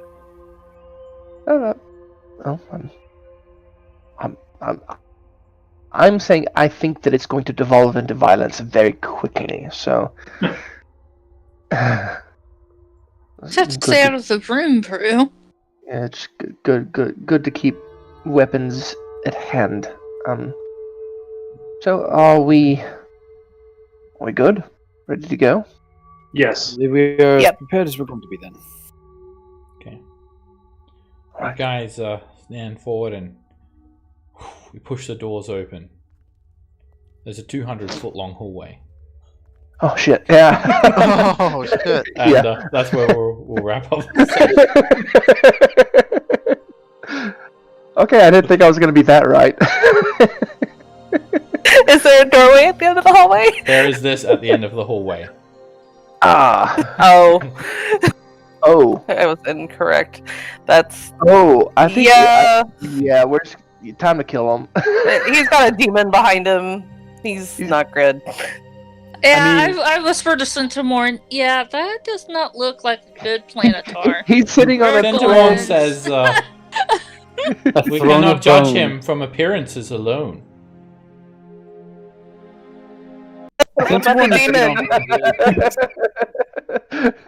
Roland says, yes, you can, We and I have cannot already judge done so. The demon by appearances alone. Alright, guys, we'll see. We'll see what happens next week. Yeah. We'll see you guys then.